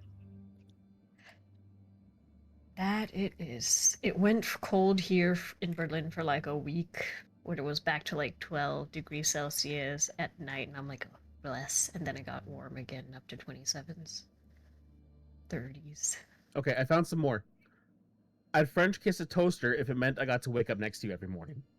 And I'd swan dive into a pool of Legos if it gave you peace. Okay, now that I understand. Okay. Those make sense. The Legos I understand. Painful, but understandable. And like it hits harder coming from the character is like this macho hockey player that never shows any emotion, and he's talking to this woman and he's just got like the biggest smile on his face and he's He's got trying to goo-goo convince eyes. her for like No. 2 full seasons just of how good he beat to her. Okay, well, that's interesting. I'd watch that. This is a letter, Kenny? Ran a marathon, right? Shorzy. Thursday. Shore SY. Sure, see. But clearly, I'm hanging out with a lot of Canadians nowadays, so I gotta up my lingo. Don't worry, I've never seen the show either. Okay, good. What are you doing? So you're a fake Canadian. So, hello, pet. We can see the pet here. Introduce the pet. This is Milo.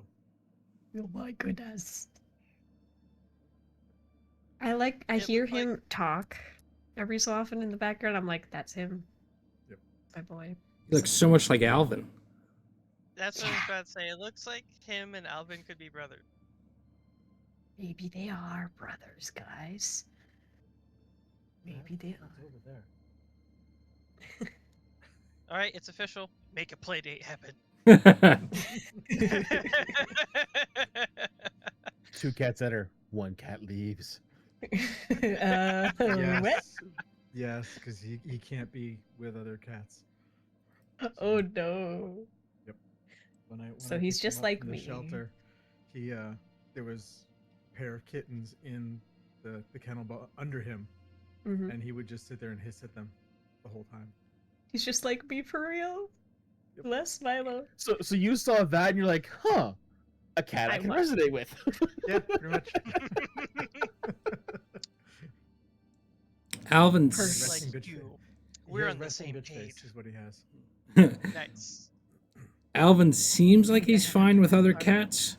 One of the neighbors has a tiny little black cat, and she comes around here sometimes, and she never gets near me. But whenever she comes up to Alvin, Alvin comes up to me. Then the little black cat comes up to me, and he seems to be fine with Oh. her.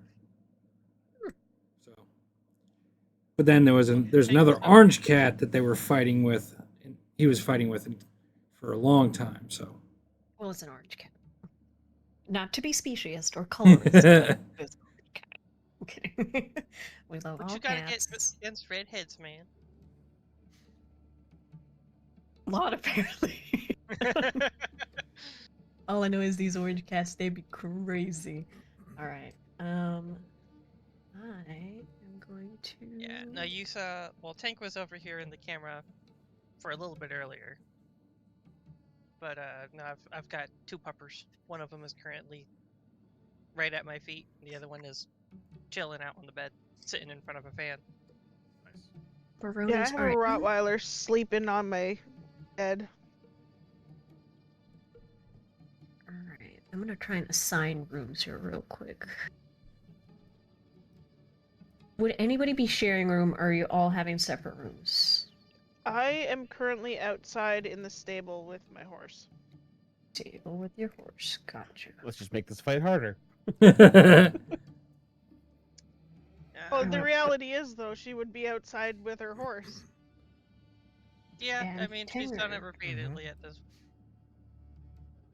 Yeah, Tanger's with you, Sharon's with you. Depending on space, I'd either be in one room with my family and Kala, or just one room with me and Kala while my parents have their own room. Ooh, okay. Depending on space, he'd either be in the top shelf or the bottom shelf. Well, I'd say the 4 of you are in a room I am- together. I'm fancy over here. I'd at least chill out in the wash basin where it's clean. The wash basin? Goodness. Okay, well, there's the 4 of you. Don't move anybody just yet. The rest of you have your own rooms? Nikaman doesn't have a room. That is true, you're sitting outside. I have the perfect spot for you, actually. And Derek is Oh. outside. Galen is here, Derek is on the rooftop. Almost like the map was made for this. Gosh, it's so good. Derek, you are gonna be on a rooftop. Somewhere. Okay. Let's see if I can give you some height, actually. 20 foot. Yeah, there you go. Alright, is everybody on the map? Yes. Wait, All I see is the stables. You see the stables or you see a room? I see the stables. You don't see the room that you're in? Did you give him permissions on his person? I should. Pretty sure you do, yeah. Does Galen have sight? Let me just double check real quick. He's been blinded by the sight. Well, if you look at his token, he could be. Homie's a little sleepy. It's a little eepy. Vision. Vision range. The rest of you can see. Vision angle, vision range. Oh, doesn't give you a range. What the hell? Is that better? Can you see anything? Nope. Nothing's changed. You have to unselect him, or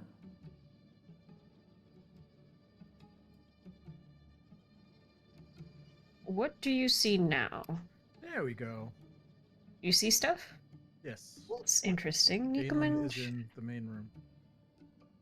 The main room, yeah. But if I move you here, you can't see anything.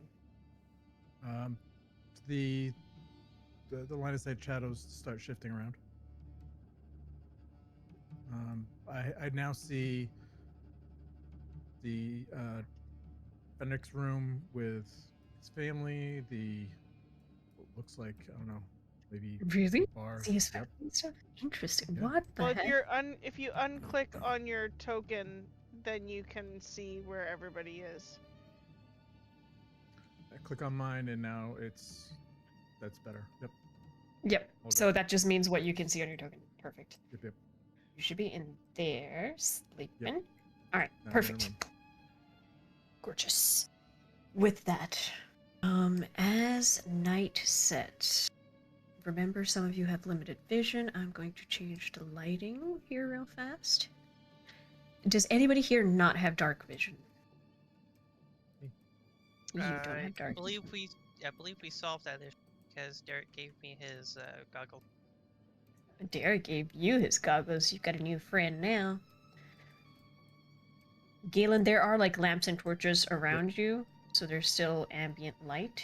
But in the meantime, you guys settle in and get to sleep. Arian, you're finishing up training. I'd say you have a source of light as well in the courtyard if you want. Sure. At that moment, let me roll, I think. Derek, you rolled a nat 1. You rolled a nat 1. Arian, what's your passive perception? 15? My passive perception? Mm-hmm. 15, yeah. Got it. Okay. Let me roll some checks for my people then.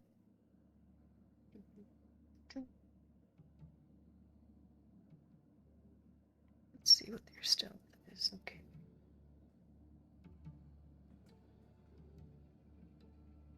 Let's see. Don't worry about the numbers.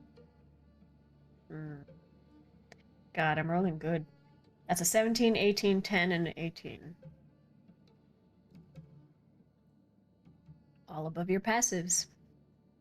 Okay. Is that It's above gonna my be passive of 20? your passive of 20, no, but you're actively looking. So I'll give you a Okay. chance. You have a passive of 20. You might get a chance to do something. You're on the rooftops as well. Describe your character. What leads to this nat 1? Even though it is pretty high still, what leads to a nat 1? Oh, that's easy. Nikoman's snoring. Distracting. Yeah, Derek hears that and like walks over to like he's looking down at the ground for a sizable rock that he can like fit in between a couple fingers, and he's lining up to just ping Nikoman in the forehead. All right. So you're aiming to hit him right where he's sleeping. Nikoman, you're on like a little chess table. It's almost outside of the room with a chair, and you're like fully lying back, like snoring in this chair. The rest of you asleep and or not. Derek, you hear scraping, like a very quiet, like foot against sandstone, just for a second. Can I tell which direction it's coming from? Like, is it on the same level Kind of on the as same me? plane as you, yeah. It's somewhere on the rooftops, but it's to your 3 o'clock almost. Okay. But I can't see anything there. Not off the bat, no. With your passive of 20, you hear that scraping sound, and that's it. What do you do, if anything? And the building is made of stone, yes? Mm-hmm. And the Stone, roof, some wood. the roof is made of stone, or the roof is made of wood? It's like there's stone, like wood pillars, and then they have like sandstone and other stuff around it. I mean, like the actual surface of the roof, Sandstone. sandstone. Okay.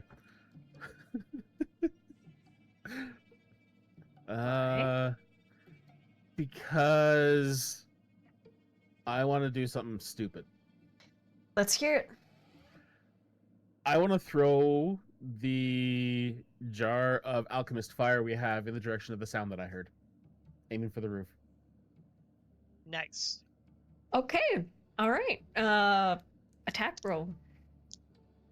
Welcome Disadvantage. to the chaos. Here's the scraping noise. Do you have a better way to light a beacon? There might be a bug over there. Fire. God, of course. Right. It's just Tanger settling in for the night. Just fireball. Fireball. At I didn't- disadvantage, That is a. Do I have proficiency with throwing this? Did you check? What's your you're the thief, right? What's your range attack? Just use that. +7. Okay. So that'd be a 19. Um how do I want to do this? Okay. Let's see. You hear a scraping sound.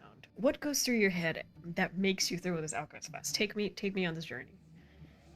There's no easy access to the roof, and at this time of night, the only person that Derek would assume would be up here is someone that's not supposed to be up here, and someone that's up to deadly ideations. So his natural instinct is that's something bad. I want to light it on fire. I'm just not close enough. Okay, okay. Do you have the thing on your item? Can you drop it where you would? There should be a template or something.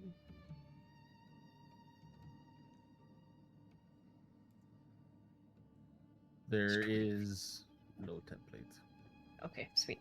No worries. Go ahead and roll damage. You toss this vial. It smashes. There's almost like these, I don't know what they're called, but there's like these domes sort of built into the roof. You throw it at like the sort of middle one, and the fire sort of spreads around it and lights up a few figures in the night, and it hits one of the figures badly enough where they start catching on fire and screaming. So I'm gonna have you roll that damage as you actively The start mighty, some- mighty D4. Was 3 damage. 3 damage. But Okay. they are on fire now. They are on fire. Let me place And they are screaming. that. I would say would be something that would wake a lot of you up. Sorry, I'm gonna have to adjust heights real quick. As Amber says with glee. Mhm. And they're screaming. I'm gonna. How do I put him on fire? Blaze? A blaze? Well, No. isn't there an What? effect called burning? Burning? If you go to the action HUD, and go to effects. There's one that's I'm for gonna burning. see. I see burrowing. Burning underneath blinding. Blinded. Burning. I see it. There it is. Burrowing. Perfect. I wanted to see if there's anything that would give him automatic light effects. I'm guessing. Oh, maybe not. You just have But to. he is like- on fire. Sweet. That'll do. That'll do.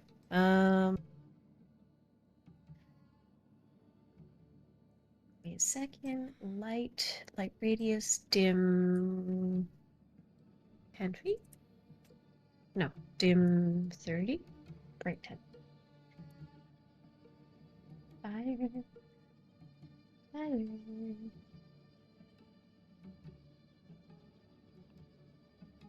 Let's do that. He is now a source of light. There you go. In the meantime, Fenric and the rest of you hear something that sort of wakes you up, and then you hear screaming. The question is, what would you like to do in the split seconds where you wake up? I would like to go into the building and draw my bow.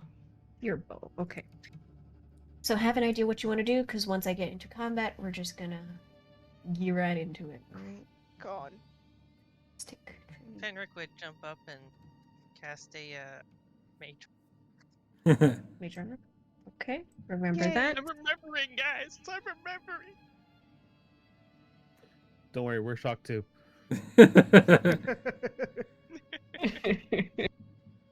Ain't that the thing? Alright. With that, let me add you all to initiative. Some of you will have disadvantage.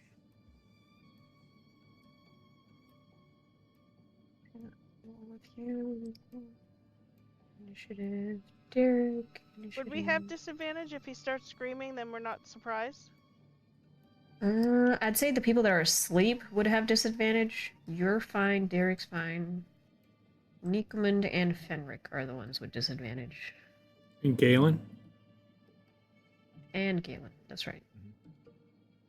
Is everybody on initiative? Don't. I don't see Arya. Okay, there you go. Boop. Go ahead and roll for yourselves, and I'll roll for the NPCs. Yep. Wow, 6.2 guys. Sick. I'm going good. That would I be a didn't do natural much one. better. Got a 9. Bliss. Well, my Burning Assassin didn't get very well. Got an 11. I hope The rest. so. He's standing there dancing and trying to, not be the center of the song Great Balls of Fire. Oh, somebody rolled in that one. Oh, God. It was me. Nikomund's initiative needs to be adjusted down to 13. 13? Okay. Anybody else that wants to do shenanigans? Derek is happy at 25. All right. Galen, did you roll with disadvantage? No, I didn't actually. Okay, go ahead and roll never again rolled. and let me know. Homie's just sleeping. Meanwhile, let's do some good music, shall we? Where's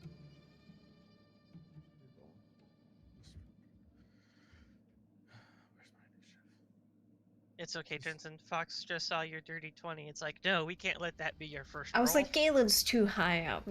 Can't do that. Yep, Yeah, exactly. I'm we used to can't it. have his first roll of the campaign be a dirty 20. No, of course not. No, we don't want to have that. Alright, so we roll Never. at disadvantage. So just roll another d20 and Just roll another Figure it d20 out. and we'll see what it is. System will ever catch up. The system's You know, going through a lot. It might not be letting me because I've already rolled initiative. Rolled? Do you Yeah. see that bottom right hand corner where you have like dices in your Yep. dice tray? Just Yep. go ahead and click that d20 and just roll it. And tell Sure. me what you get. 8 8. That would be 8 Changes plus to 5. 5, so 13? 13.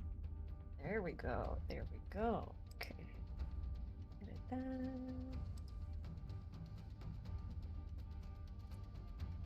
Nope, I put 23. That's not what I want.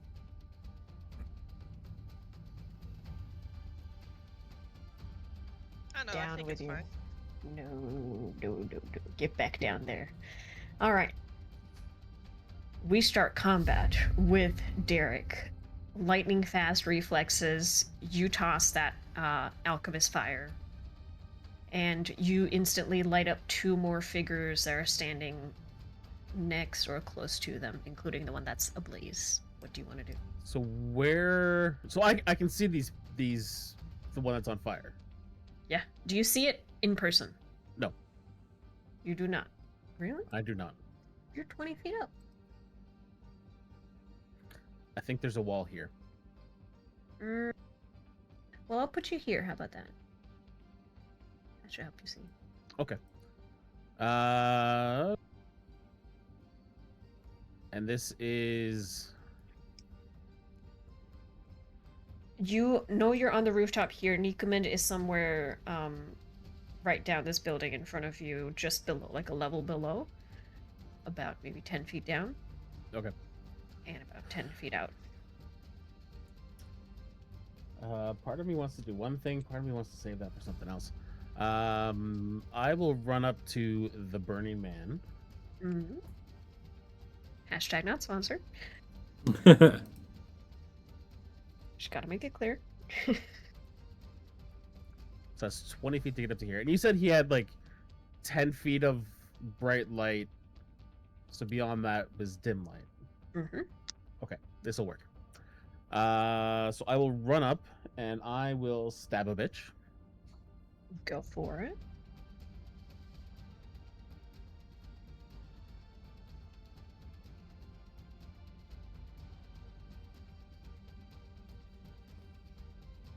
I forgot to target.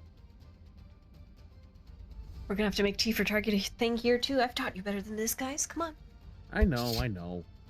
17 Very hits. good. Hits.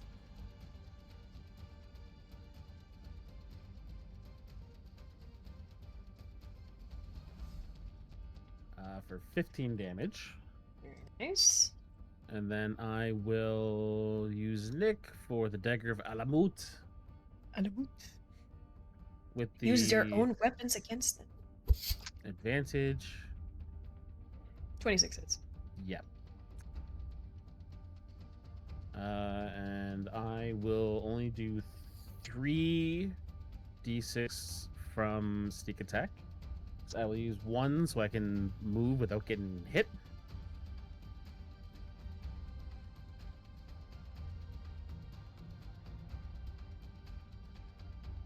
For a mighty 11 damage. That's disappointing. Hey, well, there's no need to be rude. They will take 9. Yep. And then I think I move half my movement. Let me look, because I haven't actually used this one yet. Get familiar. Draw half my speed without provoking opportunity attacks. So I will slide back the 20 feet, and I'm looking over the edge of the wall. I will then use my bonus action from the rogue's mantle to disappear from the roof and appear down in the courtyard. Ooh, okay. Put that up in chat for me. Like down here in the courtyard, yeah? Yeah. As long as I go Not- from dim light to dim light or darkness. Do you want to go near Nikomund? Or no? Does it look like he's awake yet? No. Okay. Not yet. It's 30 feet. Let me put the thing. 30 feet.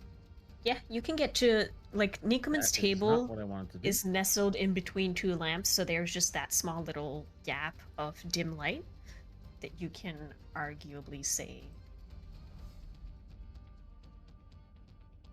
it's trying to cast antagonize.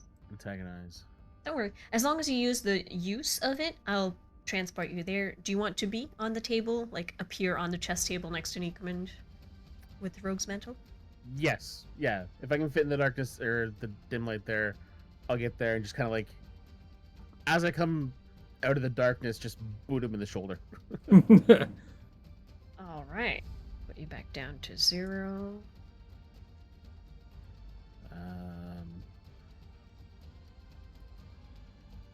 There you are. You should be able to next Nikomund right now. Describe all of this for my audience for me before we go to the next person. What does this look like? I haven't thought about that yet. Now's your chance. Let's go. I don't like doing things on the spot. You'll learn. It's really just like stepping back and letting the shadows envelop and pulling like his cloak around him and using the magic that's built into the mantle to just like become that shadow in the darkness that just isn't there. Very nice. I'm thinking. What do you think? I'm thinking Alec Baldwin from the 90s. For those that get Okay. the reference. Yep. I don't, but you I do was that, thinking and it's Darkwing Duck, but that's okay. imagine it however you like, because that's how it appears. You melt into the shadows. You almost, for the audience that's watching, you see a shadowy figure move through the darkness in between the spaces of the light. Just your shadow, like running on the walls, but not you in real life. You're kind of dancing between this plane and the Gaib for a split second, and you appear on the table next to Nikomund, melting out of the shadows. And you kick Nikomund in the shoulder. Nikomund, you sort of wake up. Anything else, Derek? Yes, I need to click the end turn button. Thank you. It's time for my mystic assassin. Let's go. Oh, the assassin I stabbed with the dagger needs to make a DC 15 con save. DC 15 Constitution save. Okay. 22. Well, fuck. Okay, never mind. Natural 20. All right, time for my mystic. He's going to leave his compatriot to figure out his shit because he has trained him better than that. He's gonna get line of sight on you and Nikomund and cast. Actually, this might be better. He is going to cast silence around him and his friend, just to shut him up. But it happens to also include you guys. So he casts Dispel. There's this dead silence for the rest of you listening from your rooms, like Aryun and Fenric. You hear this short scream for 6 seconds, and then it's cut off by dead silence. You two are familiar. Nikomund, you suddenly feel that sort of air popping thing where like the air pressure changes, and you can't hear anything anymore. Not even Derek landing and shifting next to you. That is gonna be my mystic. He's gonna stay up here, I think, a little bit out of the bubble. Next is my master. He is gonna. Sorry. And this sneeze decides to go away. Okay. He is going to try and stab Nikomund, I think. Actually, you're sitting between the door. He's gonna try and shove you. So it's gonna be opposed athletics. You can do acrobatics to get out of the way if you want. No, I'll do athletics. I'm considered woken up now, right? You're awake, yeah. All right. That's a natural 1. It's a dirty 20. Okay. He tries to. You see, he doesn't expect you to provide any resistance. Like, you see, he almost tries to, like, sort of trip you and push you off your chair to, like, lever you off. How do you save? Nikomund, who is just in the process of waking up, suddenly has a hammer in his hand. A big, giant maul. Like, puts the maul down into the ground, and suddenly he's grounded. And his feet are spread out. And he's not standing up yet, but he's not like ready to fall out of the chair by himself because he's asleep.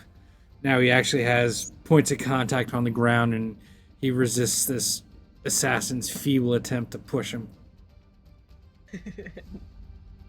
All right. Let's see. He's gonna try to attack you. Question is, did I set up the attacks properly in time? I don't think I did. Oh boy.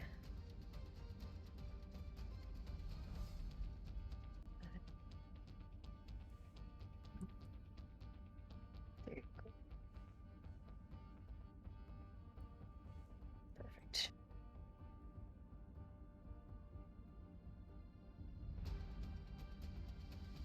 That's gonna be a 21 to hit you, Nikomund. Yep.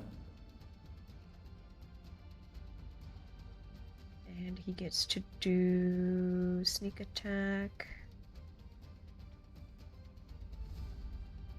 Why does he get sneak attack? Does he get to do sneak attack? Let me read what it says. Advantage on the attack roll? No.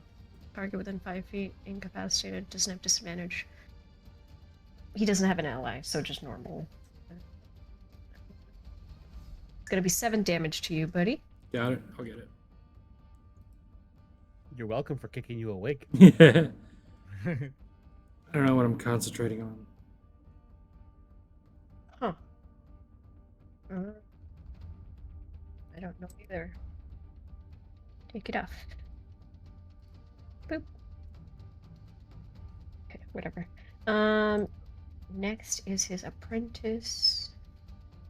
This apprentice up here is going to jump down, ignoring his friend. I'm going to try and circle to the other side of Derek. Get on the roof with 0 feet. And attempt his attack. Target.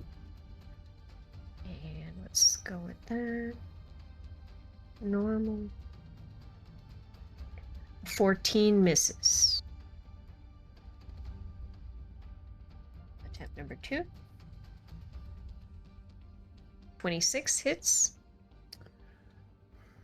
Yeah.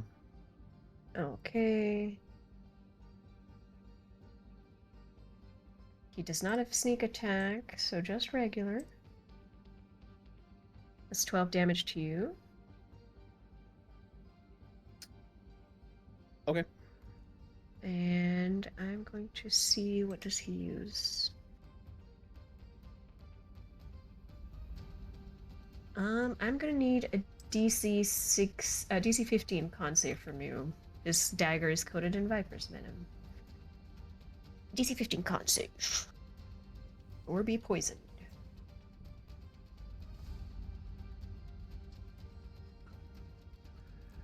That's a 5. That's a 5. So you're gonna take a little bit extra damage. And Okay. you have the poison condition until you successfully save. So at the end of your turn, you get to take. So that becomes 18 damage. I'll use Uncanny Dodge to Okay. Reduce that. Give yourself back 9. I'll leave you to do that. And I'm gonna apply poison to you. P for poison. There you go. That leaves us to Galen's turn. You wake up with that short, their crashing sound, the scream that's immediately cut off, and you wake up in unnatural silence. What do you want to do? He doesn't have time to put his armor on, so he grabs his shield and his hammer, and he's out the door. Okay. Ooh, no armor. Oof, Yeah. oof. I appreciate. Make sure you unequip your chainmail. That Yes, should sir. affect your AC. This might give you PTSD. You might sleep in your armor from the rest of your life. You learn. There we go. There you go. And it's silent. It's quiet. That's Unnaturally, you cannot even hear your breathing. Like if you get up, you don't hear anything moving. You pick up your warhammer. There's no sound. It's unnatural. creepy. You do see light outside of your door. Okay, yeah, I open the door. You open the door, you see Nikomund sort of sitting in this chair in front of your thing. There's somebody like sort of trying to stab him on the side. You see Derek, dressed differently, fighting with another figure, all with similar masks. He wouldn't see Derek. He would just see a figure in black with a black and red cloak and a blank black mask, not the same as the ones that the assassins had. Yes, there are 2 assassins with masks that remind you Yep. of what you've seen. For my lovely Um, audience, I'll put a picture as you figure out what you want to do. He's gonna process for a second and then turn to the one that is to his right, and Okay. swing for the fences. Swing for the fences. Get him, buddy. Remember T for target. I did. Keep your target. That's right. All right. Jesus Christ. Where's my? Picture Sleeping in showed up. armor sucks. You've tried that before?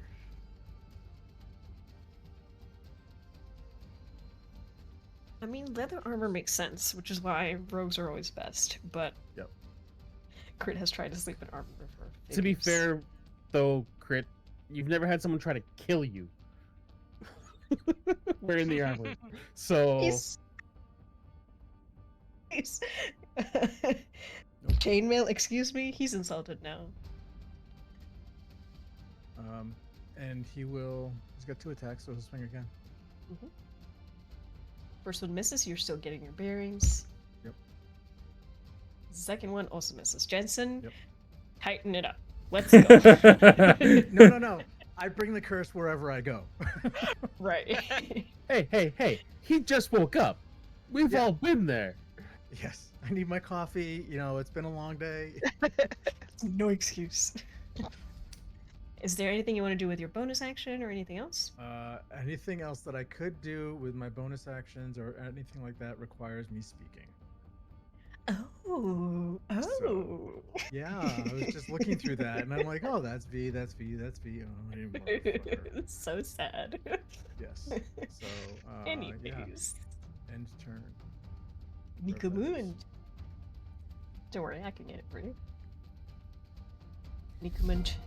Now, has Niekmund ever seen the silence spell before? Has this come up before? I think it has. I'm pretty sure it might have come up in one of the other fights. If not, you can roll and see if you know what it is, real quick.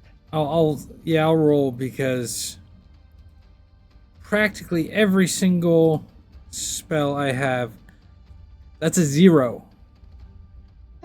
You don't know what the fuck is going on. You can't Okay. hear anything. You try and speak and you can't hear yourself. Well, most importantly, Nikuman doesn't realize that you can't cast verbal spells with in a silent spell. This hasn't come up, so Nikuman's gonna target this guy. Can I interject real quick, just for little devil's advocate, in Mhm. that he would have heard the caster doing the verbal component, and then everything went silent. He to was asleep. Maybe give him advantage. No, I kicked him awake before he cast the spell. That's true. Oh, yeah. But second stuff, The 0 doesn't help though. it does not. So- How intelligent is Nikuman? Not. He's -1 intelligent, and he got a natural 1 for a 0. It's your character, man. You tell me. All right. Well, Nikuman's gonna try and cast Hold Person against these 3 assassins right here, Uh-huh. and nothing happens. My question is the spell wasted or just not even happen? I'm not gonna eat your spell slot. You Okay. start casting and you don't feel the magic answering you as it normally does. Now, is that my action, or can I, or is that my whole action? I'll be generous. With your friend kicking you awake, you still have a little bit that you can do. So What do you wanna do? would I be able to get a melee attack in, or is Yes. that okay? Yes. All right, then Nikuman's gonna stand up with the giant maul that Galen will see he never had at all, and he's gonna attack this Hashashin master right next to him. You're gonna target.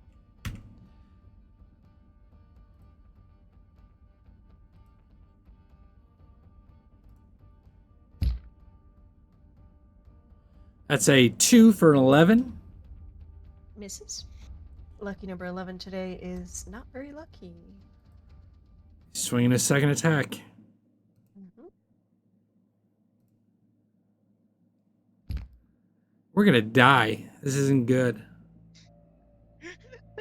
I'd be like, yeah, just throw a quick little encounter, get them used to playing together. Misses as well. You're groggy. That's all. That's all he's gonna do. Spell doesn't work. He misses a couple times, and he's standing there like, oh shit, this isn't good. Yep. Alright, this is my burning Fedai. So first he's gonna take... Okay, check your Alchemist Fire. I think he takes damage at the start of his turn, and then he's gonna try and put it out. I was smart and got rid of the alchemist fire from the party loot. Sweet. So Okay, no worries. Let me Google it real quick. Alchemist Fire. A burning creature takes 1d4 fire damage at the start of each of its turn. As an action, you can extinguish the fire on yourself by giving yourself the prone condition and rolling on the ground. Fire Sweet. also goes out if doused or submerged or suffocated. In that case, I would have you roll 1d4 for me, bestie. For some started fire. 3. There's 3. Okay. They take another 3 damage, fall prone, roll around, and then the other half of their movement is used to sort of get up and take aim over here, I think. Just gonna try and aim for you, Derek, since you're in the way Does and he you have set 2 him on actions? fire. He takes does his not. action. That's true. He takes his action to douse. Very good. Thank you for the reminder. He's just gonna set himself up there. That's his turn. Fenric, it is you. Right. Very quickly jump up and just stay back and then head out for the door. Shut it behind. Walk out. You want to cast Mage Armor? Walk out the door. Walk out the door. Any data. I can't walk out the door. Hold on. I got you. There he goes. There you go. and then I would shut the door behind me. And then can see them over there. There is light. There's the smell of charred flesh on the horizon as well. I'll do it second turn. I will, as I'm walking outside and closing the door, I'll use innate sorcery on myself. Didst thou cast mage armor? I'm going to do that on my second turn, seeing as we have 4 guys that I can clearly see. Sweet. Got it. So, well, 3. I can actually see. So then I'm going to just look across the way and /R 1d3, because why not? So 2, guy in the middle, Tashashi, master. I'm going to send out ye old favorite, a psychic coin as come up. So I'll kind of like pretend to load a coin into the slingshot and let loose. That is a dirty 20. That hits. We're gonna make this psychic just for extra difficulties to see it, because I imagine psychic is more of like heat shimmery kind of look, whereas it's fairly transparent. Hard to tell, hard to see as well. Yeah, I'll take it. Not bad. Oh, there's an 8 for an extra die. Nice. Very nice. So for 16 damage on that. And I am standing in front of the door, and that's me. A very short and sweet turn. Got it. You do notice that the damage that you apply is not as effective as you would like it to be, even from a distance. Very unhelpful. Arian, you're up. Okay. I'm going to get on Shirun. Yep. And I go on top of her. Doesn't really matter. Just select the two of you together and And then we are going to run in. That was 40 feet. 40 feet. 60 feet. Wait, what is her movement? I think she's got Or is there 80. 60? I think. Why can't I click on her? 60 feet. Yeah, okay, we're good. Okay. Then I'm going to attack the one beside Nikamund. But I'm gonna bonus action use my thing to make my arrow lightning. Okay, lightning arrow. Vicious. I'm going to use my Mask of the Wolf to give myself advantage. Got it. I don't know if I fixed your arrow. It's just short bow. Let me know if I have to do it.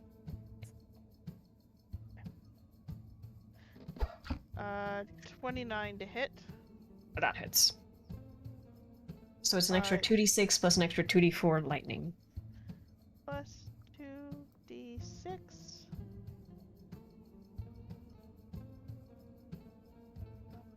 Plus 2d4. Normal. 21 points of damage. Nice. And then I'm gonna do another attack on them. Just a regular attack this time. But I have advantage from Nick. 23 to hit. That hits. Plus 2d6.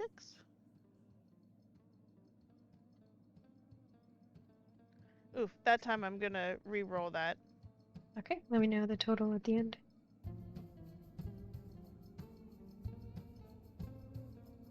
So 14 points of damage. 14. Very nice. Okay. And then I'm going to action surge. Mm-hmm. And I'm gonna do it all over again. Do it all over again. Attack. Advantage. 23 to hit. That hits. This is all on the Hashishine Master, yeah? So far, yeah. 2d6.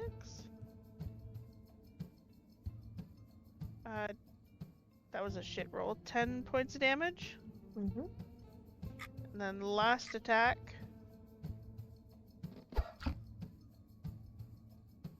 .26 to hit. And 2d6. 16 Lily! points of damage. Very nice. Welcome in. Yeah, so when she's running over on Shirun, she pulls out 4 arrows and then just quick draws. Okay, with that, you bring the Master to bloodied condition. Nice. Very nice. End turn.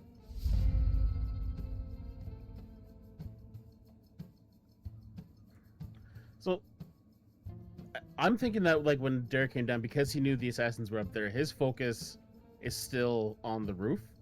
Mm-hmm. So he would have seen the dude cast the spell and then everything goes quiet. That makes sense. He's able to make that Yeah. connection. You're intelligent enough where you can make the connection. Okay. Yes. In that case, what I want to do is, again, he pulls the cloak tight around himself and then just steps back into the wall on the shadow there and vanishes into the wall to appear 5 feet above the roof in the darkness. And just a little drop into space. Okay. You do that. Do you need me to pull you anywhere? I can't get up there myself, so yes. Okay. Ping it for me. Where you want to be. Up there? Gotcha. Let me adjust your height real quick. You're correct. Alright, continue. I only see the one assassin? You're under one. Okay. I know. And that's the mystic that I appear beside then. Okay, that works. Mm-hmm. You want to appear beside him. I'm going to scoot you a little bit so he's out of the silence. And he's there. Okay. There you go. Yes, so I would have disadvantage from the poison. Mm-hmm. But this gives me advantage on my first attack out of the darkness. So just a straight roll. Straight rope. There you go.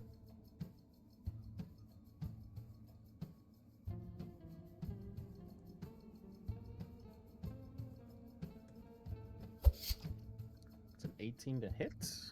That will hit. Let me check if they have shield. I do not think they do. They do! Ha! You're gonna get a shielded Biosh. Well, fuck Plus your AC at a 20. I gotta give you a bit of a challenge, dog. Come No, you don't. on. Dice are doing that for us. Thank you very much. Well, because now I don't attack. I don't hit with the short sword, so I don't get vexed for advantage on this attack. This is bullshit. Yeah, it's Oh no. At the end of your turn, you get to make a spell save DC 15 against the poison. Yeah, con save. Woo! Woo! Aha! 16! There you go. Love You're how able excited to. you are. I have a +1 from con and a +1 for the cloak of protection. It's a +2 for my boy. You are no longer poisoned. But that is your It turn. has been removed. Perfect. Alright. End your turn. I did. Mystic time. Mystic time is concentrating on silence. Oh, Mystic did not take anything, so it is fine. He is going to try and inflict wounds on you since you came so nice and close, and he has that. Boop, boop, boop. First to hit.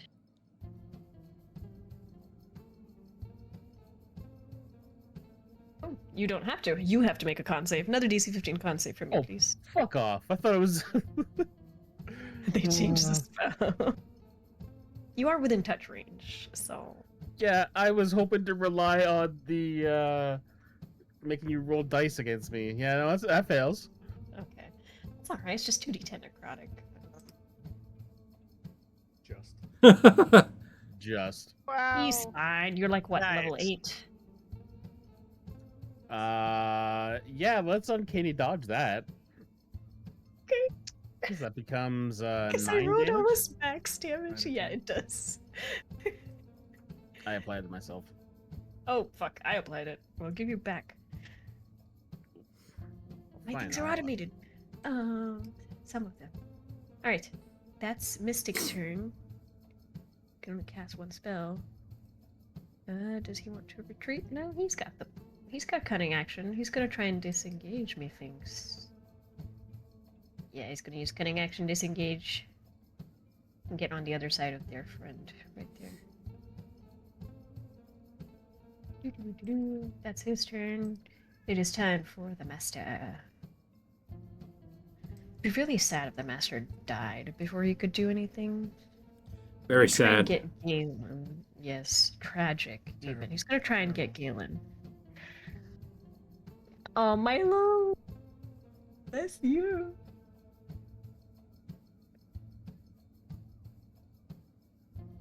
It's gonna be a 24 to hit you, Galen.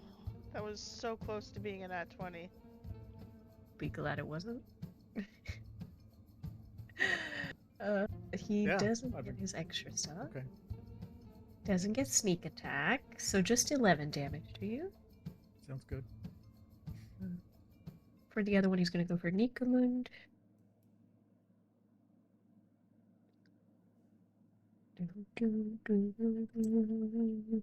Um, 14 misses on you, Nikamund. Correct. He is going to stay where he is. Fidai is going to come in. Now they're within 5 feet, so sneak attack applies. First one for Nikamund. Nope. Gonna be a 24 to hit you, bud. Yep. You're gonna do a sneak attack on this one. So, an additional 4d6. 4d6. 20 damage.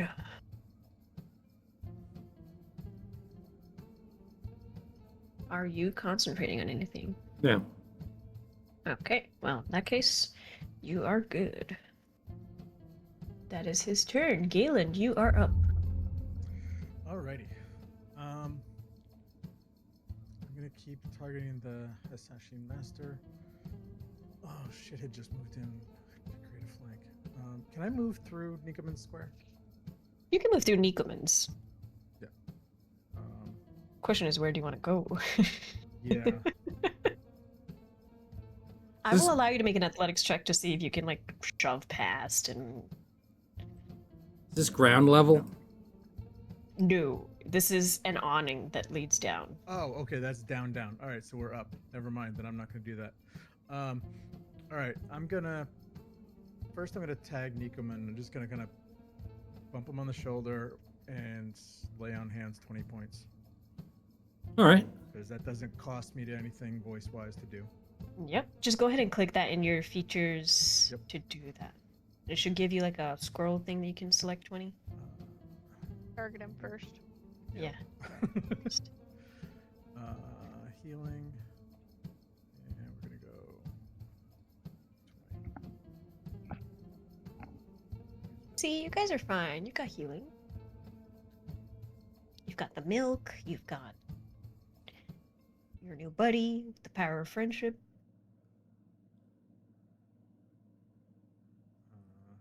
I wanted to lay on hands.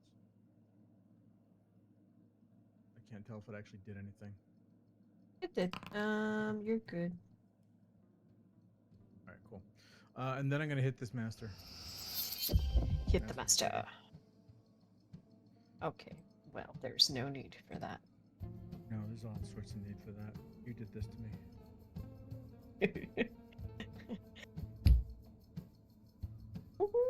I'm gonna in with authority. It's a shame you can't smite. That's I a know, nat right? 20. It is a shame. It is a shame I can't smite.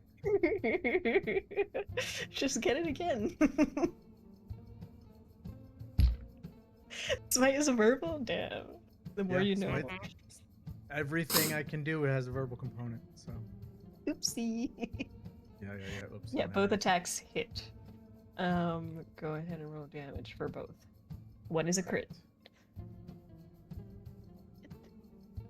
I'm pretty sure we make our crits crunchy First here, one because that's how we is like critical them. hit. Yeah, ours are brutal criticals too, which is Just big. And then Mm-hmm. It works I both actu- for and against us. I actually have Savage Attacker, let me know if you want to Nice. reroll anything. so I'm not gonna. Well, it doesn't hurt me to re-roll it, so because I could still get to choose. But you can only do it with one Only attack. So do if you one. Yeah, so I'll roll do- well I'll- for that one, I'll- do it.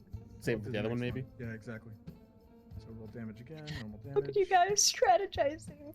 So we will I'm so proud. do Savage Attacker for that one. Mhm, Use mhm. ability. And yeah, there you go. Got an extra point of damage out of it. 9 damage. Alright, he's looking pretty roughed up. Not on death's door, but pretty roughed up. Anything else you want to do, my guy? No, I'll hang. Alrighty. Nico Moond. It's you, my friend. Okay, so we're up on a second story balcony, right? Mm-hmm. All right, that changes what I was gonna do. I mean, you can make an acrobatics check to jump down. I'll say you won't really take damage if you jump down. No, it's if they're available. If it was ground floor, then I was gonna do it, but no, it's not that I'm trying to get away. All right, Nikoman's gonna go after the Hashashin Master and hit him with his hammer. Oh, wait a sec. Go for it. Wait a second. Hammer time, as they say.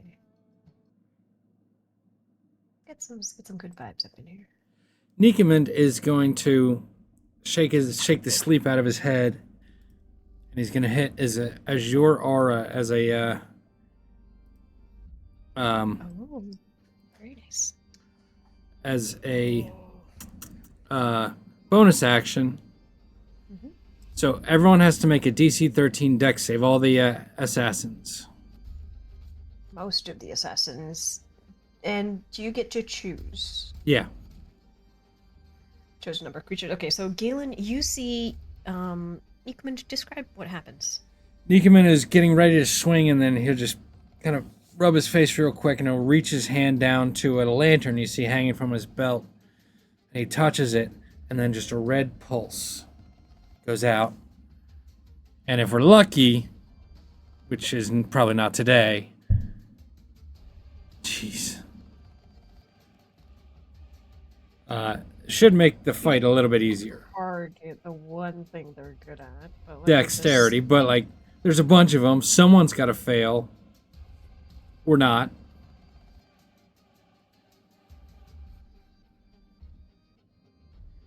We'll see. Nope. Nope. Nope. All right. Well, the red The lowest pulse. we got to is an 18. Red pulse goes out, and Nikoman looks around to see if any of the assassins are glowing, and he's just gonna be like, "Fuck!"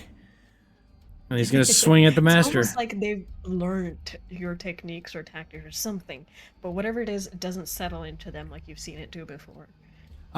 He's gonna use Lucky for his first hit. Okay. Just gonna flush chat really quick.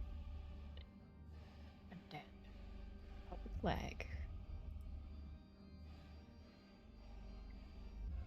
Hopefully.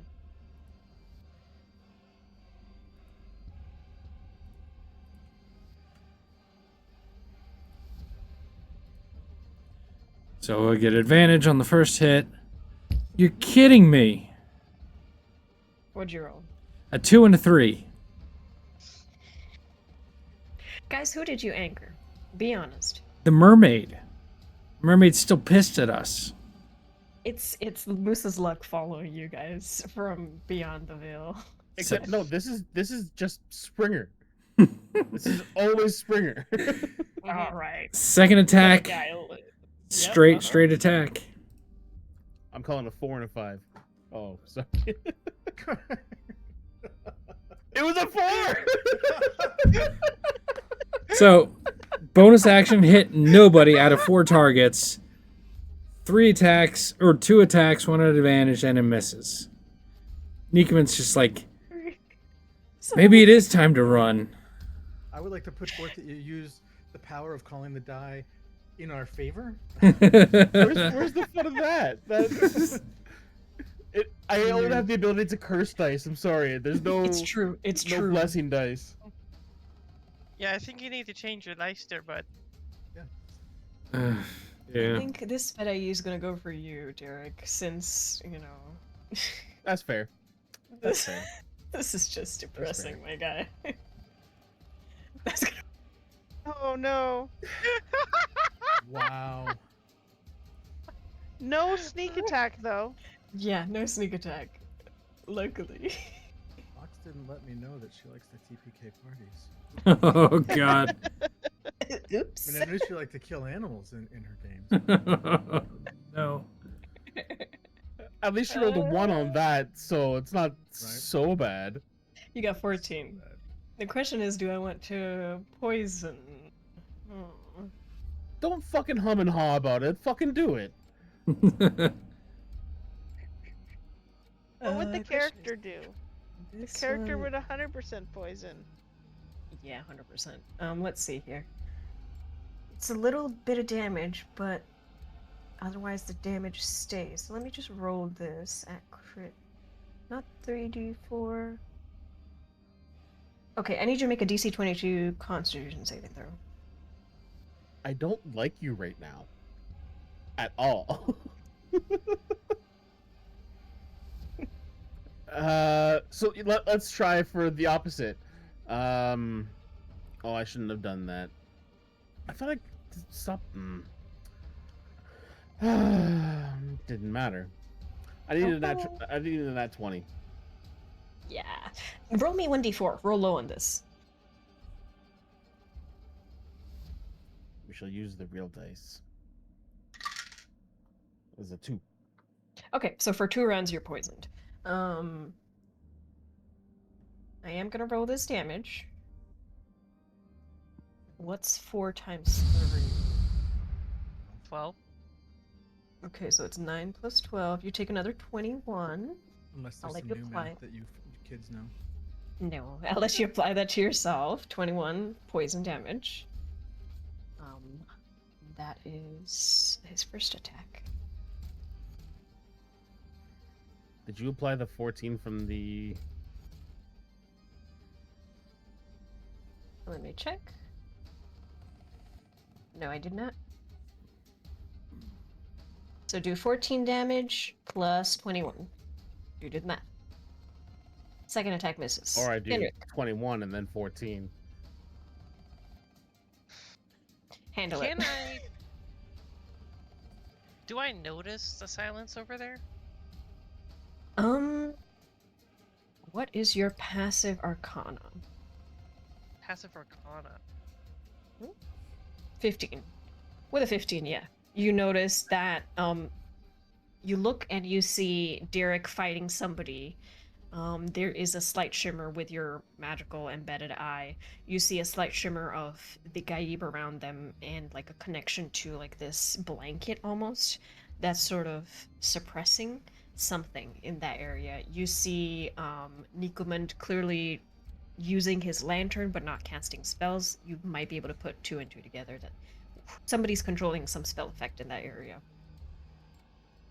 Okay. Then I know something's going on. I'm just gonna keep holding off. I'm gonna attempt to dispel the magic of Okay. silence. It's not so high level. pop it out. It's a DC 10 plus the spell's level. Mm, So I need to do a spell for silence. charisma check. Unless it's level 3 or lower. Yeah, unless it's Yeah, if spell it's it's 3 or 2. lower, then it's So it's okay, automatic. and then it's gone. I eat it. It was delicious. Tasted Yum, like yum, yum, yum, lemon. yum, yum. You eat the spell. It So as disappears. I notice that things are a little bit wonky over there, I just take a second to close my eyes and kind of let the power well up as I Mhm. try to pull on that the pulling on the power to disperse the power You as snap that I link send it. between caster. And you hear normal sound return. Those of you in the silence bubble, you hear breathing, panting, and the Noise. rest of you can hear background noise again. Yep. Anything else, buddy?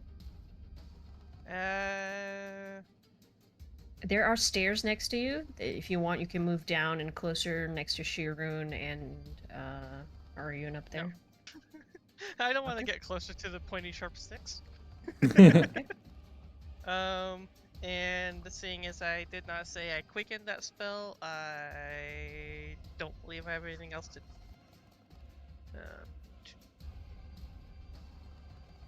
Yeah, no. All right, Arjun.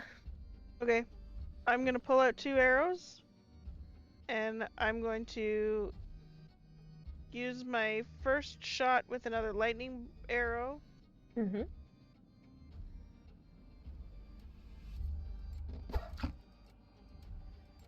29 to hit. Hits. Very nice.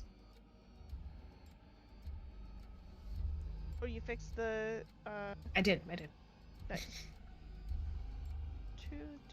2d4. Quite a lot of damage. 26 points of damage. Is he still up? At death's door, just Alright, I'm knocking. gonna try and hit this fucker again. That hits. 21 to hit. Yeah, how do you want to do this?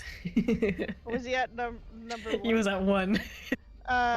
13. So she pulls out the 2 arrows, shoots the first one, sees that he's almost dead, like, you know, Mm-hmm.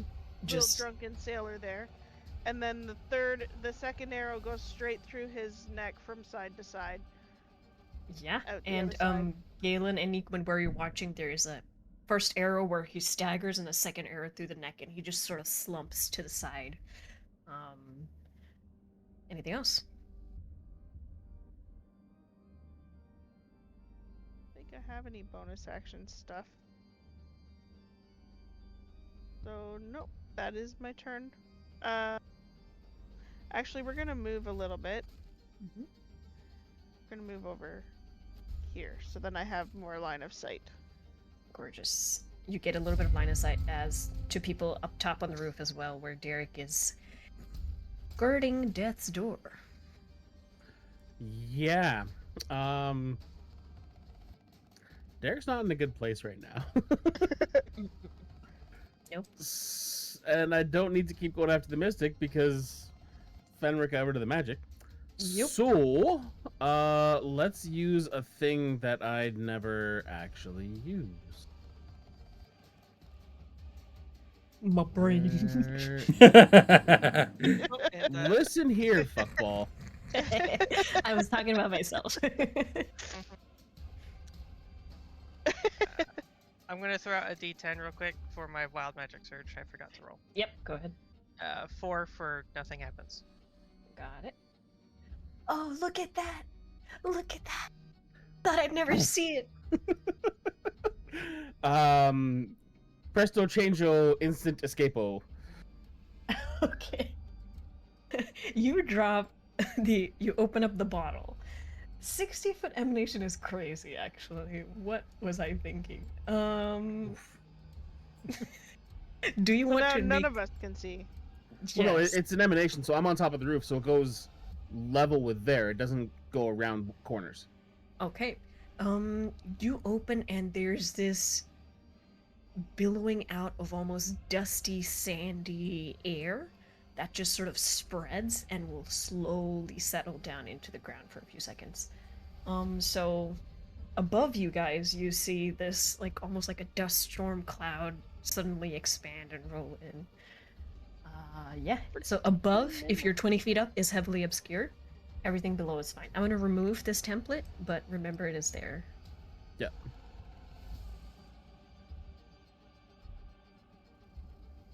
I don't know. It might be tricky to remember that there's an effect on the entirety of the battle map. I know, right? Right. That only Okay, gets worse every minute. So up everything 20 feet and up is heavily obscured. What do you want to do? I would like to take a step back because before that. He can't see me now. I'ma hide like a little bitch in the Mhm. smoke. And we roll this dice. That is a 29. You're good. And I'm going to step back and just kind of like parkour myself over the edge of the wall, Mhm. just so I can keep the bottle on the top without having to bring it down, because I need one more action to close it. Got it. Got it. So we know you're hidden. I'm just gonna give you the hiding condition. Yeah, and I just want to be like one more step back. Yeah, when we know you're there. There's plenty of Okay. space between you. Yeah, that was my action, bonus action. You have hidden. That is you. Mystic notices you have disappeared.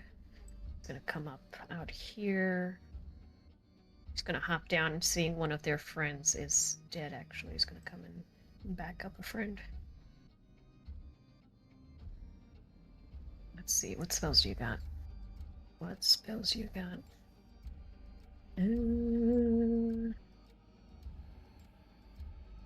He is going to try and cast Fear on you, Necromund.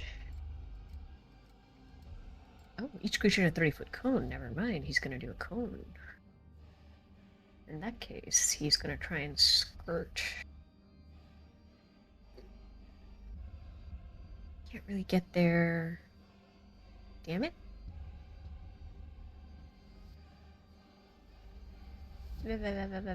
Okay, chill touch then.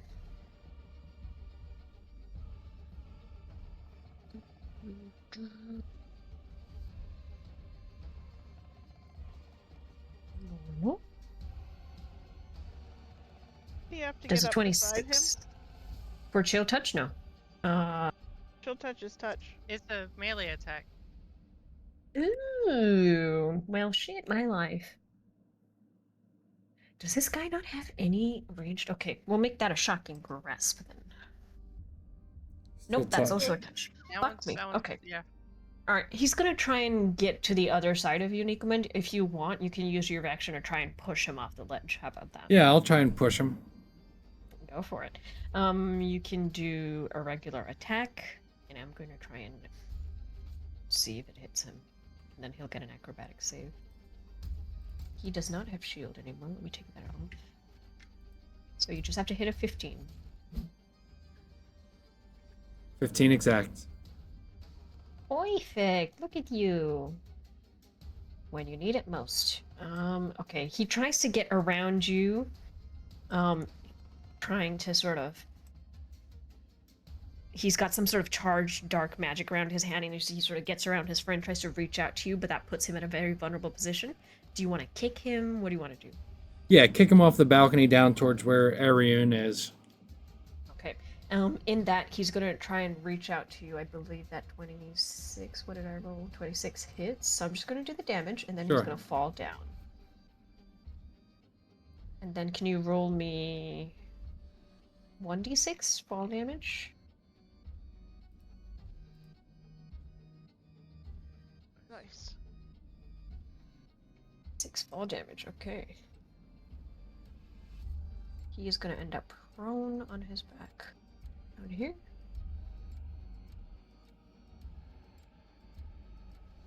Edit that real fast. Boop, boop, boop. I'm pretty sure he used all of his movement to get there, so he is stuck there. Alright. And turn. Nikuman, you took 8 and your healing is blocked from Chill Touch. Remember that. This is the one next to you. He's going to try and go for Galen. Steel. No advantage, just regular. That is going to be a 24 to hit you, bud. Yep. Okay. 6 damage, and I'm going to have you roll a DC 15 Constitution saving throw.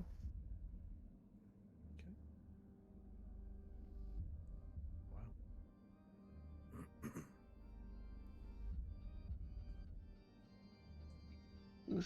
12 is not enough. Nope. It's an extra 9 damage, and you are poisoned until you save or you neutralize the venom. Just give you the effect real fast.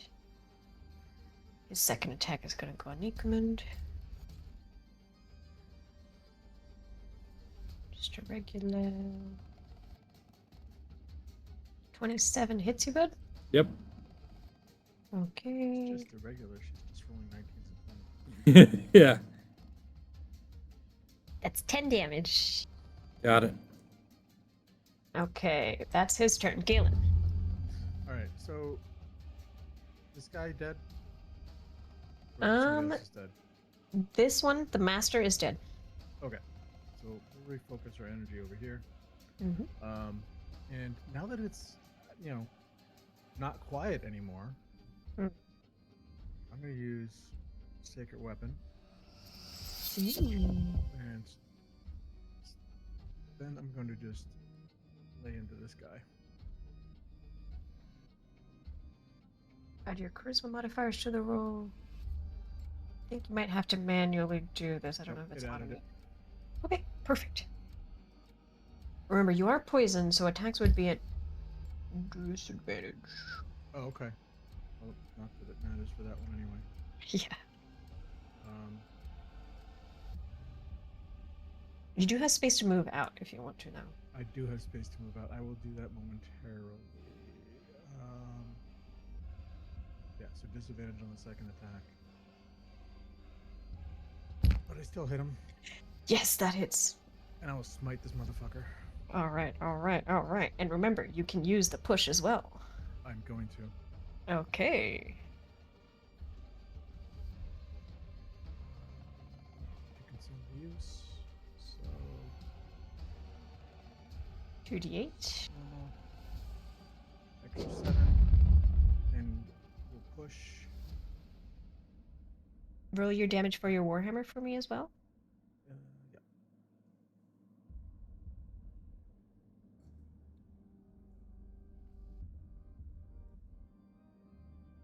Very nice. 18 damage plus push. You want to push him off the roof? Yep.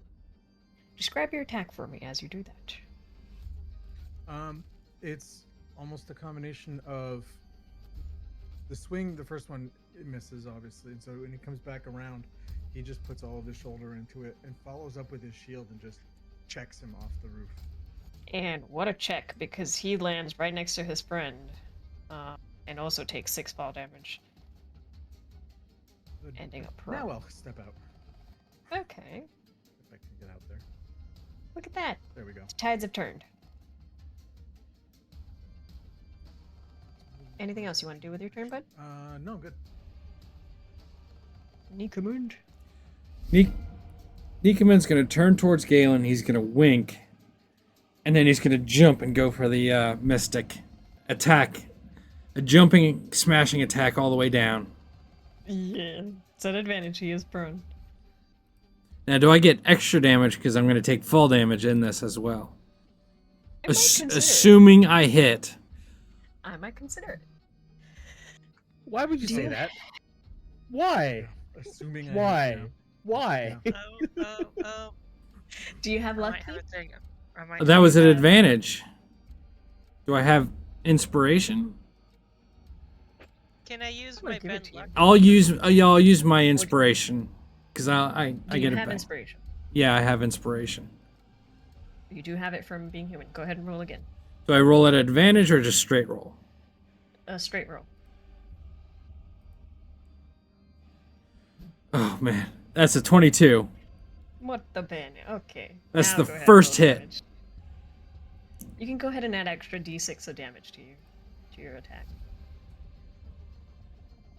And the hammer is gonna flash white as he's dropping down for like, it's okay, 13 damage on this guy, the mystic. He will take it. How much damage do I take? A d6? You can go ahead and give me a dex save to see if you can neutralize that damage. You did not fall. You chose to jump. Acrobatics, DC 15. Well, you said dex save, so I did a 9. You're fine. 19. Same difference. All right, You are good. I'm gonna try and land on the other side, so I'm not in between the two assassins. And he's gonna get up and swing again. Mhm.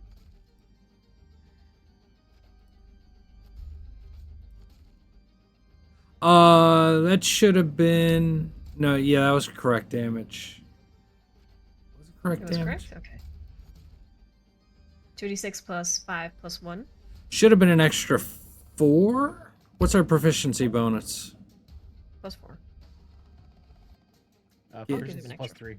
Plus 3. It should have been an extra plus 3 because I have a great weapon master now. Got it. Remind me to fix that. That second one hits with a 25. Also, hello, Deathglare. Welcome in.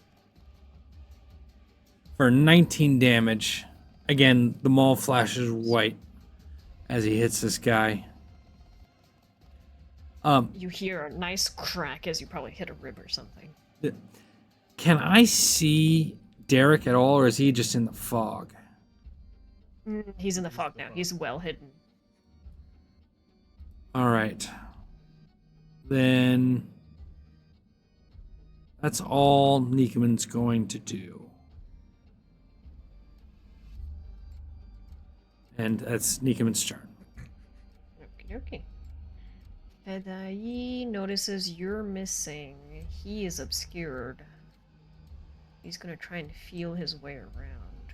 Say that's a little bit of a difficult terrain type thing to get down carefully. Down here to get out of the fog. And then he's gonna pull out his bow and try and attack Aryun, who's on a horse. Bow attack. Is that 24 to hit you, Aryun? Yep. Okay. That's gonna be 10 damage.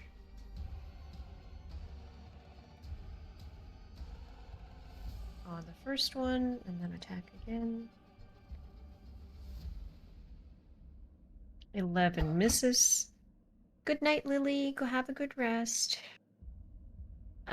For you, I would have you roll. Yeah, let's do Viper's Venom for this one as well. Actually, let's try something else. DC 15 Constitution saving throw.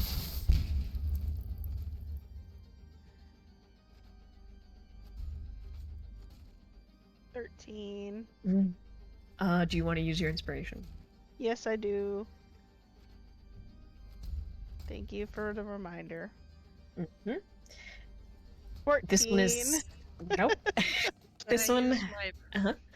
I'm gonna use my bend luck feature. Okay. What does that do? Immediately after another creature I can see rolls a d20, I can use my reaction and a sorcery point to bane or bless that roll. You're gonna want it. With a bless It's that one. will put It's you a over the edge. 15. Okay. You see like an arrow hit Aryun and like these like you've seen this once before, these sort of black tendrils sort of crawl up the side of your face and you feel that terror. I think at some point it was either Nikomand or somebody else that got affected last time Hakim was killed with this poison. Oh yeah. Oh, right. And It was Nikomand. Nikomand, I think. it was Yeah, Nikomand, it was yeah. Nikomand. Finric, you are able to give just that flash of luck to sort of neutralize the poison back into the arrow before it can spread. That is going to be his turn. We'll end off with Finric and Aryun, and then we'll call it a day. All right. Just as I save Aryun from the nick of danger with speedy reflexes, I'm going to. Both those guys are prone, which makes them unhelpful for ranged attacks. There is this one that's in a corner. Yep. Yeah, I'm gonna just look around, and as I see that guy in the corner, I'm going to just do a couple short cantrips. I'm gonna quicken spell. Say my button.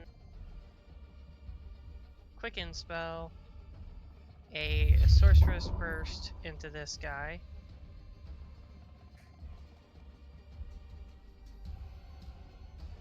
Advantage That's for a 27 to hit. Yep. And we figured out psychic does not work very well, so we're gonna change it to thunder. So it's just gonna be I don't know, I think it's gonna be a little bit less like heat shimmery and more like a solid little coin-shaped mass of Sure. pressure. That There's as almost it like a flies, hit and then a secondary yeah, impact. Got it. for a whopping 2.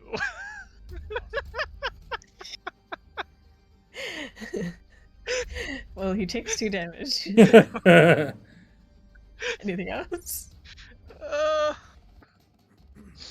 Well, that was once. I'm gonna try again and hopefully do better. For a 25 to hit. Let's go. Let's go. Oh, It's all uphill. it's not gonna be a 2. It's not gonna be a 2. Don't say that. All You guys It's need a to learn 10. how to I'll not take it. jinx. Okay, we'll take it. We'll take it. All right, you get him pretty hurt. And yep, and with that, I'm just gonna keep hanging out here up top and just like kind of duck behind a table. Always a good place to be. Aryan, Yeah. it is your turn. Especially when you're only 3 feet tall. It's very simple. All I have to do is do. Okay, so Oh. Sorry. There you go. so we're going to go around the fountain and go back. Mm-hmm.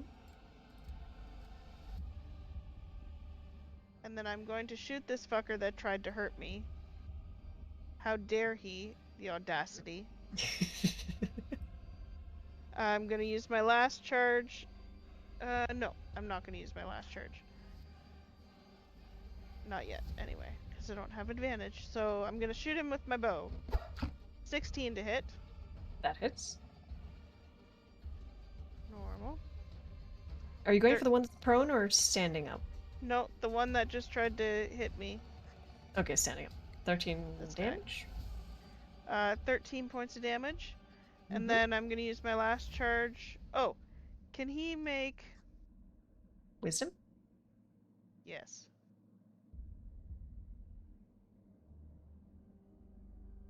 What- DC... What is it? 14? 14? I think, yeah. Yeah, DC 14. Nah, that's fine. Total 17. Then my last attack, I'm gonna use my last charge of lightning damage. That hits with an 18.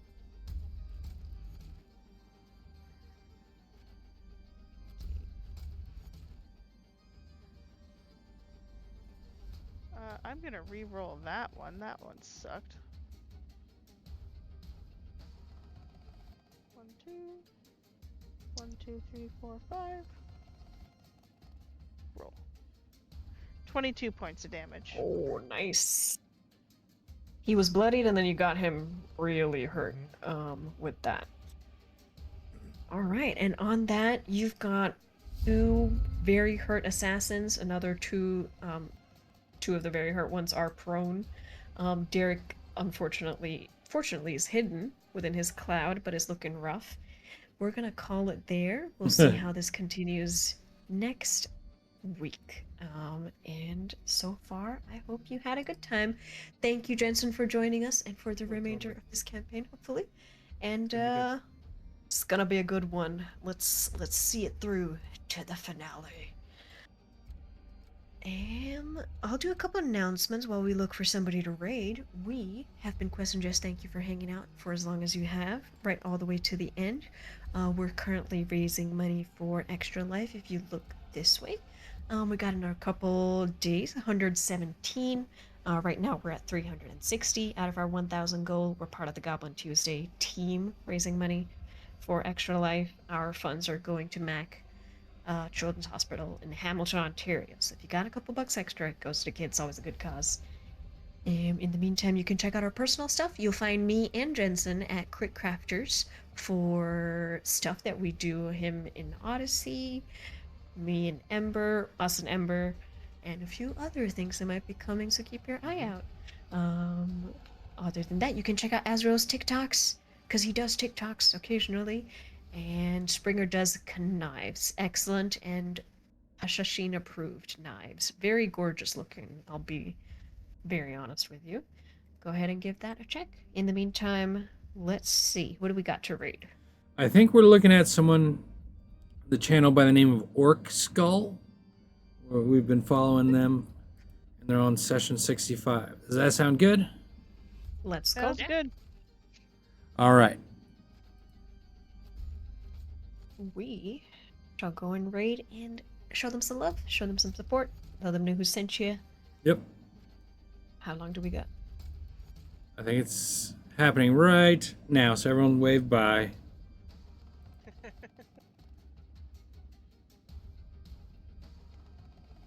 Very nice. Good session, everybody. I hope Yeah, you that had was fun.